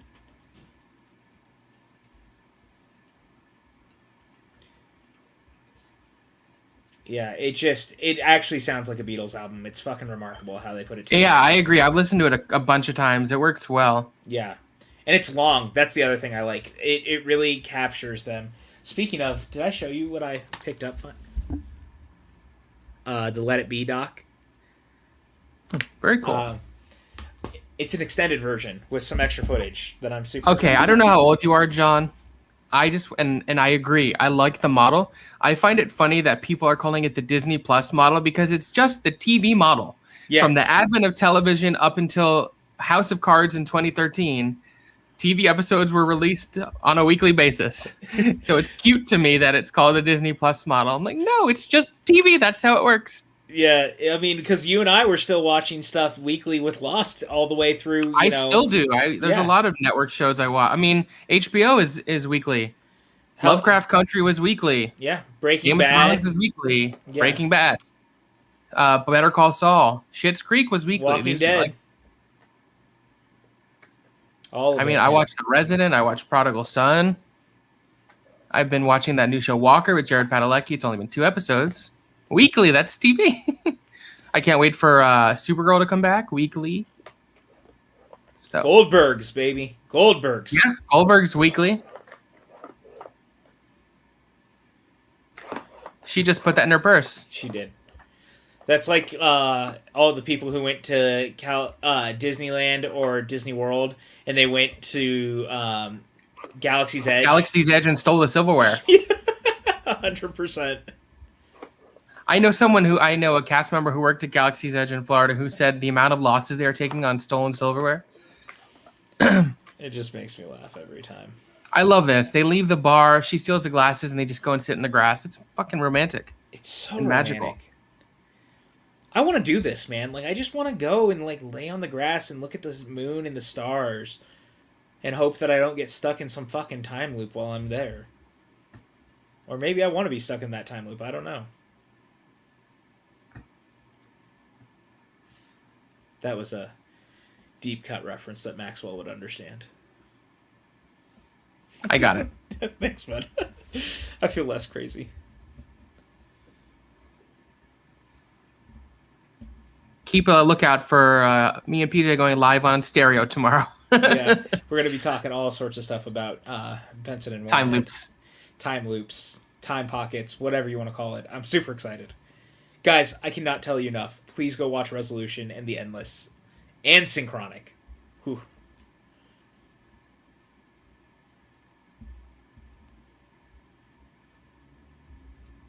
It is. It's like Everwood in Texas, but instead of a doctor, he's a cop.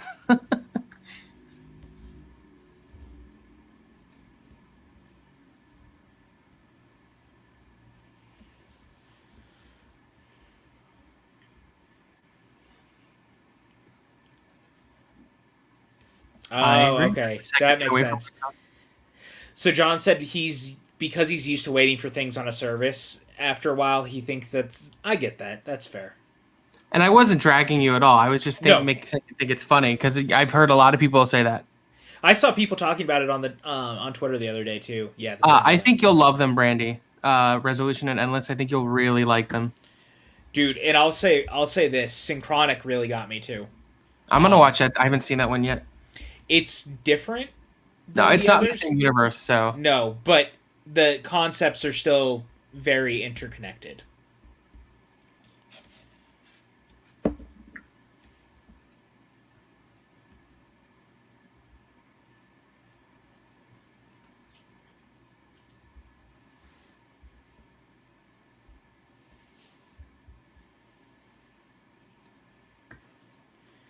I just love the way that they interact together. And I know I've said that a lot as we've watched it, but like I just love their relationship. It doesn't matter what they're talking about. Just them like laying in the grass. That way he was like leaning up on his shoulder and like looking at her. You could just feel it. I'm shocked they were not together in real life. That's how good their chemistry is and like how well played it is. Yeah.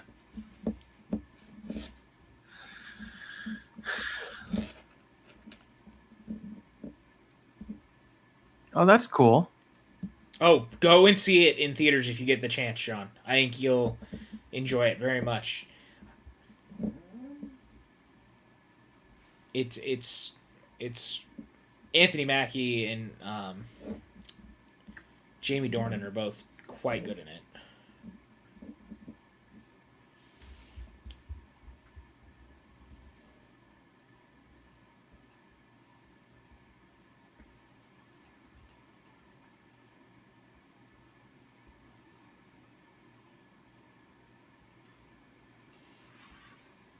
So romantic. So romantic. Squee!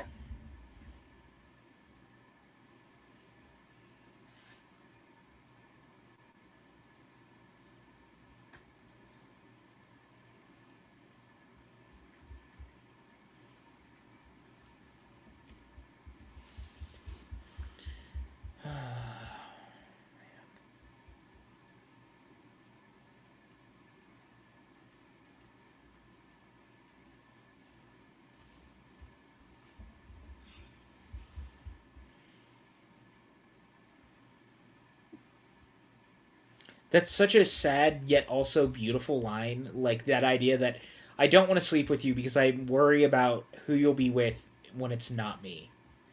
and that like breaking each other.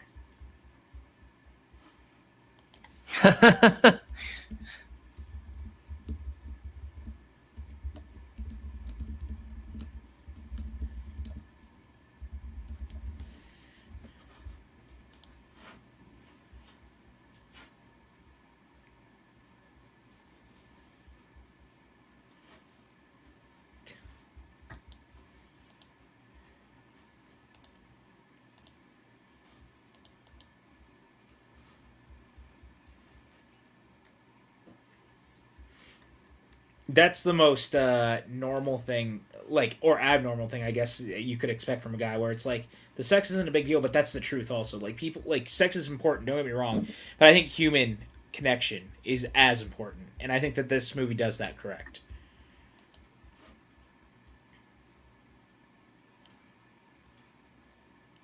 Lateral manic bullshit.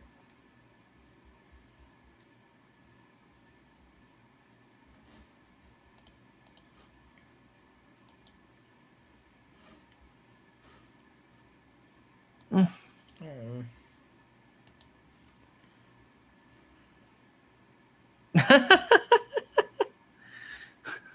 She's like, whoop. Yeah.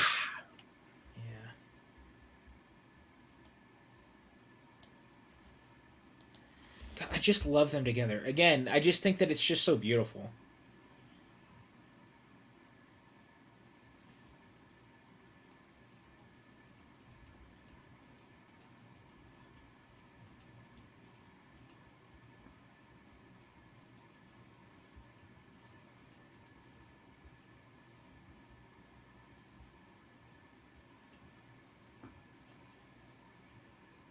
The way the camera is just sort of lightly, gracefully panning up above them. And the quadruple space. Yep. Just cuts to morning. That's all you need. So beautiful. It just works, man. Like, everything about it, again, just... And to Ricardo's point, the film is kind of ambiguous to whether they actually slept together or not, which I think is really sweet and touching, and it, I don't know, makes it special and sweet and different. Like, yep.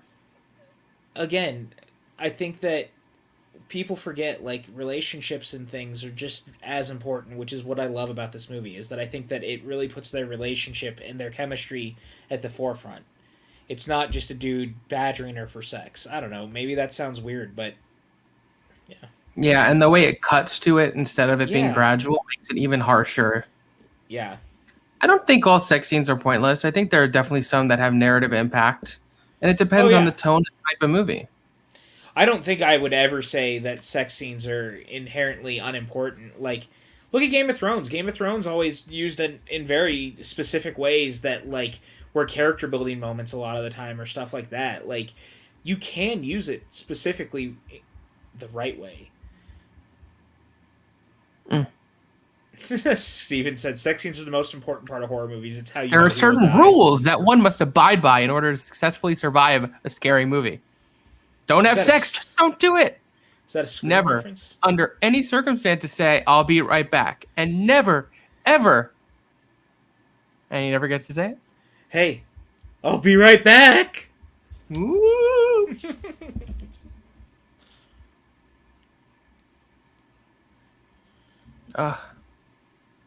Her pigtails are adorable. Yeah, they really are. Again, and she's just adorable in general. I will say this: cute, man. The fact that she has put her hair up into a style, leads me to think that they did have sex, but it also doesn't matter. Yeah, well, I mean, If Beale Street Could Talk has some of the most beautiful anything I've ever seen. Barry Jenkins' use of close-ups. Yeah. Like the scene. The one scene with Brian Tyree Henry could be a short film in and of itself. Just the way the camera lingers, the way it's lit, the smoke. That movie is stunning.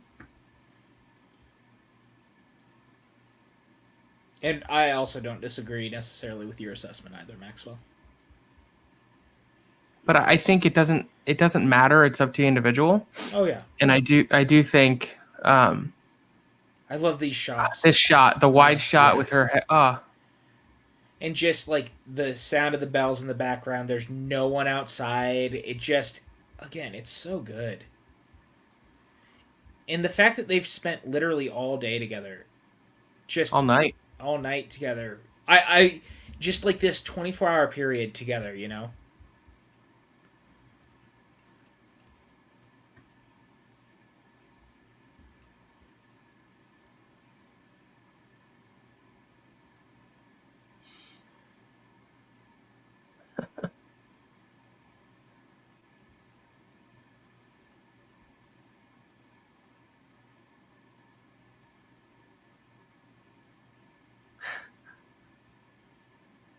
Ah.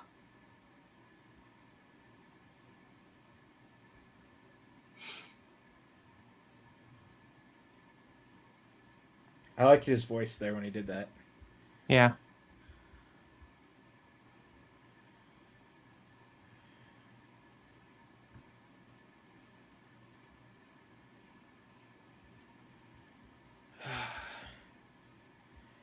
Hearing these conversations and then again thinking forwardly to the other movies. It's so fascinating. Yep.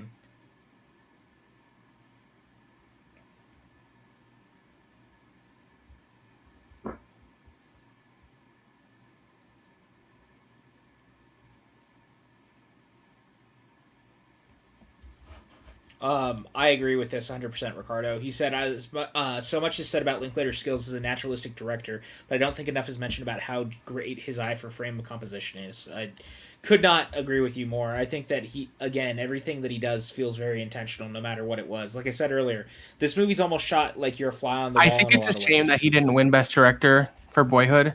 Agreed. And part of me wonders if the Academy knew they were going to give it to Inarritu again the next year for The Revenant, if they would have gone back and changed that. Yeah. Because what he did with Boyhood, no one else could have done it, man. No one else would have tried. I really believe that. No, yeah, no one else would have tried. Boyhood gets a lot of flack from people. I think it doesn't deserve it personally. I get so enamored and blown away by the film and the story and the way that it's told because it's just so back real. To the train station. And again, just how full circle. I like that her hand is on his wrist. Yeah, it's almost like they're carrying the bag together.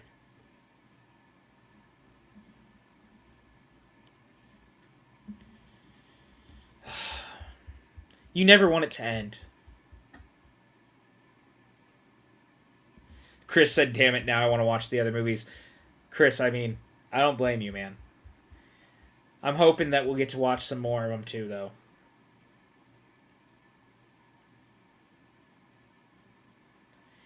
Ricardo said he heard the problem was that were people splitting the vote for Boyhood in Inarritu and Birdman and Linklater, and that somehow led to Linklater losing both.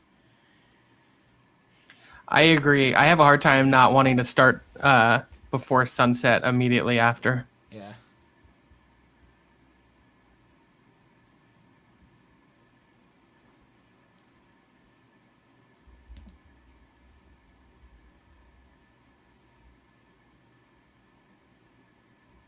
Oh.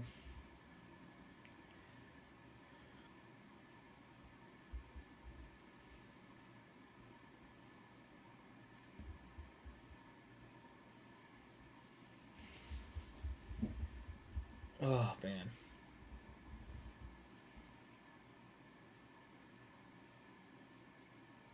It's going to be freezing.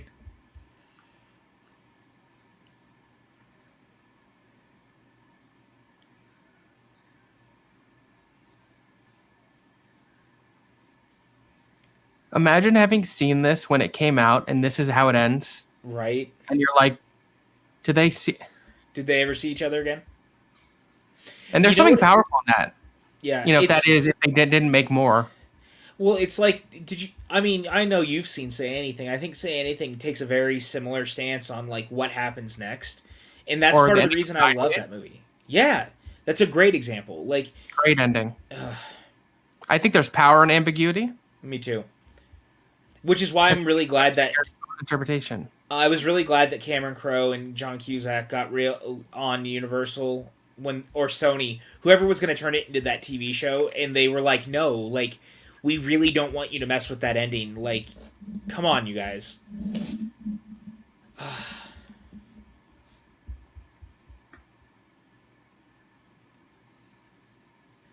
I like everyone in the chat now is talking about how they want to watch the sequels, and that means that we have done something so remarkable. And I really thank Ricardo for choosing this movie, by the way.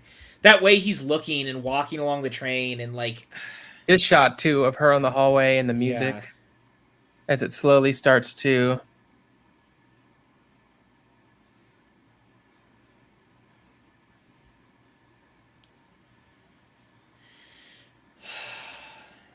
And again the music. Just great choices in the what they chose for it. And I like how in this shot the camera is sort of handheld and has a little more shake to it. Yeah, almost documentary in style.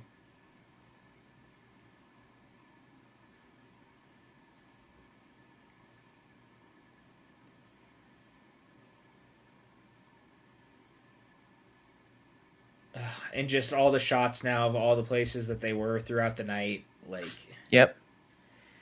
where they sat, what they saw, and it just lingers with you. That's what I love. Like there's a just this feeling of all the magic we just witnessed with them and the hope that maybe one day they'll see each other again. Yep. All of these places are lifeless without them.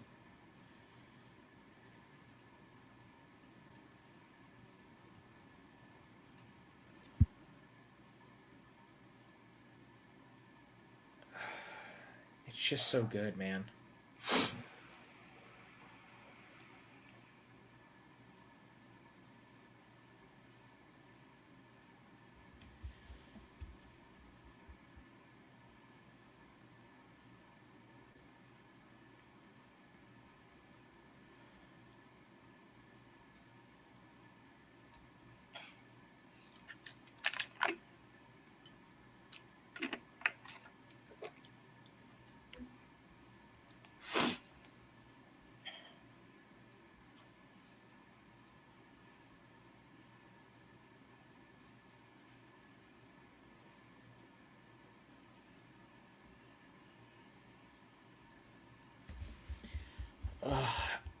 I just that the look on his face of both like happiness and sadness, both of them.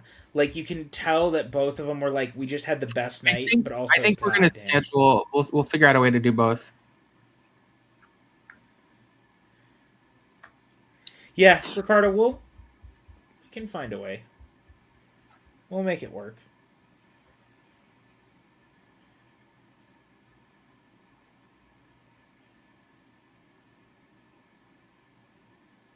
Jesus. Cinema. God, it's so good. I want to hear from the chat because I know a bunch of you have never seen this movie before. What did you think of Before Sunrise? Maxwell, you're like me when we watch a lot of things together and people say nice stuff. It's a beautiful ending. It's a beautiful movie. I couldn't have watched it with someone that I actually appreciate in life more than you, and sharing this with you and talking about it with you and while hanging out with the chat. And like all of you never seen it before, I hope you loved it. What are your thoughts after revisiting the movie, my friend? I think the entire Before trilogy is one of the great masterpieces of cinema. I think it's gorgeous in its simplicity, but it has so much to say about the human condition, about how unique people can bring out different things in each other, about fleeting moments, about romance. And the great thing about the trilogy is how, each one has such a different perspective on it because the characters are older, the actors are older, the filmmakers are older. And particularly, although from what I hear, Ethan and Julie did a lot of rewriting on this one. They just didn't get credit. But then in Sunset and Midnight, they not only got credit, but they got Oscar nominated for adapted screenplay for both of them. Yeah. It's just remarkable. And like I was saying earlier, between the Before series and Boyhood, I think the way Linklater uses cinema to chronicle time and the way time can change us is incredible. Yeah, I get so swept up in it. I think it's just such a beautiful guess, capturing a moment. That's the best way to describe it. And I know it's a movie that's set over like the span of 24 hours, but you're still capturing a moment, right? And there's something really beautiful about the way that it does that. And it just, again, movies don't work like this a lot of the time, and they don't hit like that. And one thing, yeah, like Chris, I think with more mature eyes, you really can enjoy these movies even more. And I think that Linklater, the older I get, the more his movies, even the movies that are teen movies, like, speak to me, and really, they sing. That's the best way to describe it. And if you guys don't know Linklater, because I know, like Brandy, you were saying you hadn't seen any of his other movies. We're gonna have to schedule some more watch-alongs with his stuff, but like he's human and he gets it. And there's something about the way his movies work every time, whether it's Boyhood, whether it's Dazed and Confused, whether it's School of Rock, whether it's The Bad News Bears, whether it's Bernie, like Last Flag Flying, like. I'm really excited for his new film coming out this year too. Yeah, I love. I mean, it's supposed to come out anyways. So I'm really glad we did this. Ricardo Franco, once again, you picked this movie as the executive producer. Thank you, my friend. I think we'll find a way to do Sunset and Midnight in the next month or two. I think that if the chat wants us to, we're going to do it together. Do you have anything we should just go over real quick before we get the heck out of here? Just give me 1 second. No, you're good, buddy. You're perfectly good. But we did get a little Streamlabs donation, so let me go ahead can you hit that for me that I needed you to hit? Oh, did you need me to? You should have gotten an. Yeah, I see you. I got you. Yeah. Because I was about to do what you were about to do. Oh yeah, I see you. I got it. This comes from the wondrous Ricardo Franco, who picked this movie tonight. He said, "Always a pleasure. Thanks for sharing this amazing movie with all of us." No, Ricardo, thank you. Without you, we wouldn't have been able to do this. So, again, to our executive producers out there, we love you guys. And you guys getting to choose different movies is always so cool for us. And I love the ones you guys pick because, I mean, I could pick anything. Maxwell could pick anything. But the stuff that you guys pick is always so special because it means something to you guys in the same way that the stuff we pick means something to us. So I love that you're picking something that means something for us to talk about and to experience. And we have a lot of good fun watch-alongs planned for February. I already know what all three of our executive producers have picked, and I'm really excited.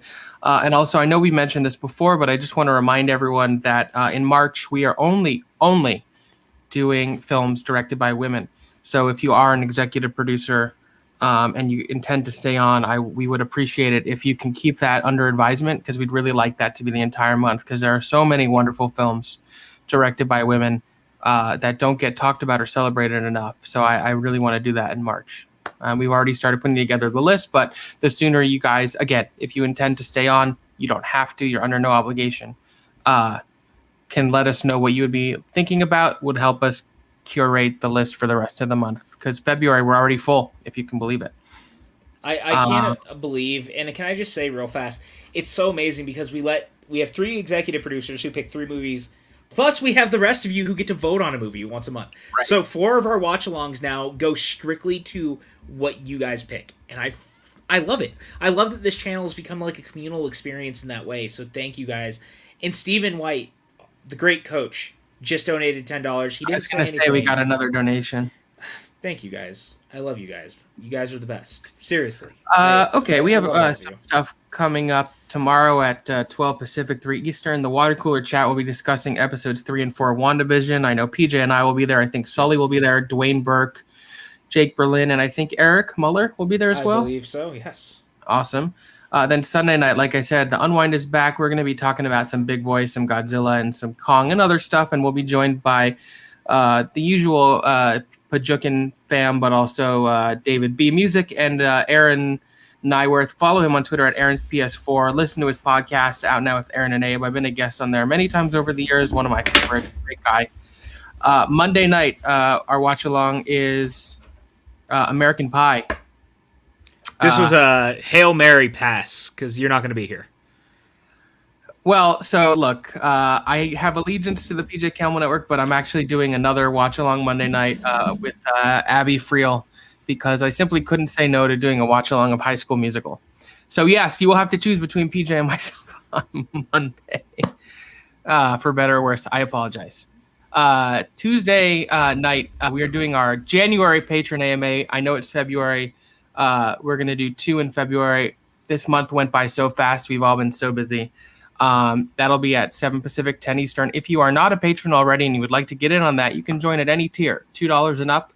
The patron AMAs tend to be quite a bit of fun. And the more people who join us live, the more questions we have. But I'm going to put, or PJ will put on the patron page today, a query for questions. So if you can't be there live or you just have questions that come to you, put them in the comments early so we can prepare for some questions. Then we also have Box coming up soon, Box Bath and Beyond. I hope to get that to the patrons this weekend and probably Tuesday for everyone else. Again, I know it's technically February, so we'll just have 2 episodes of Box in February. Book Nook, the first episode was a great success. Thank you very much. Next month's book is Children of Blood and Bone. Look at this guy freaking infiltrating us right now. Look Alex. at that. I love Alex that dude. Marzonia. Have you guys listened to his new music, by the way? Alex is a fucking mensch. Like, you guys don't know just how awesome he is. I miss Alex so much. I love him. I wish that we got to spend more time with him, bud. Alex, you're welcome to any watch along or anything you ever want to do and come here. Yeah, man. You have an open invitation. And he says, I just watched this trilogy and it's beautiful. It truly is. It's can't remarkable. Thank Ricardo enough for picking this movie. I needed it too. I didn't realize how badly I needed to revisit it. Yeah, I was having a rough couple of days, and this really healed my soul. Yeah. It's so beautiful. I haven't definitely watched the second one soon because the second is my favorite. Although I think all 3 are remarkable, and that is why, despite Sean Sullivan's shock, I think it's the best trilogy, followed very closely by Lord of the Rings. Well, Sean's surprised by a lot of things being the best that are not Star Wars. Let's be real. Right, and I don't get me wrong. I love all 3 Star Wars trilogies to a certain extent, but yes, check out Alex on YouTube. Yes, please check out Alex on YouTube and Spotify. Go subscribe to that Spotify playlist or profile. Any final notes, PJ, before we get out of here? Once again, guys, thank you. I mean, I know that tonight there was a lot going on, obviously, on other channels and a lot of things happening. And for what it's worth, the chairman said that the draft is going to continue and finish tonight. Yeah, so and James White actually got drafted. Did he? Our friend James White is going to Corruption. I just saw it, actually. So James White has been drafted. I mean, again, there's been a lot going on. You had a lot of choices, so we appreciate our repeat offenders for being here, all of you. Again, this channel has become a communal experience. It's a small, loving group, and I can't thank enough of you for being here day in, day out, week in, week out. You guys have made it easier to come back. We've done 84 fucking watch-alongs since March. That is insanity. And that's because of you guys. Without your guys' support, we couldn't do this. And I really, really mean that. Like, I'll say this too. I have gone through a lot of shit the last year and a half. And this channel has made things so much easier. We've all been going through stuff, but you've made days brighter for Maxwell and I, even on days like we don't necessarily want to be on. We've done it, and you guys have turned like the most horrendous days around. That's how awesome you guys are. I love each and every one of you. Thank you, guys. Yeah. We will see you tomorrow for water cooler chat. And again, stay tuned to my PJ's Twitter because we are going to go live on Stereo tomorrow, talk about Resolution and Endless, and who knows what else. Follow us on Twitter at Cinemaxwell and Letterboxd and Stereo. Instagram at Cinemaxwell Inc. PJ is PJ_Campbell at all your social media platforms. On behalf of both of us, our love and thanks.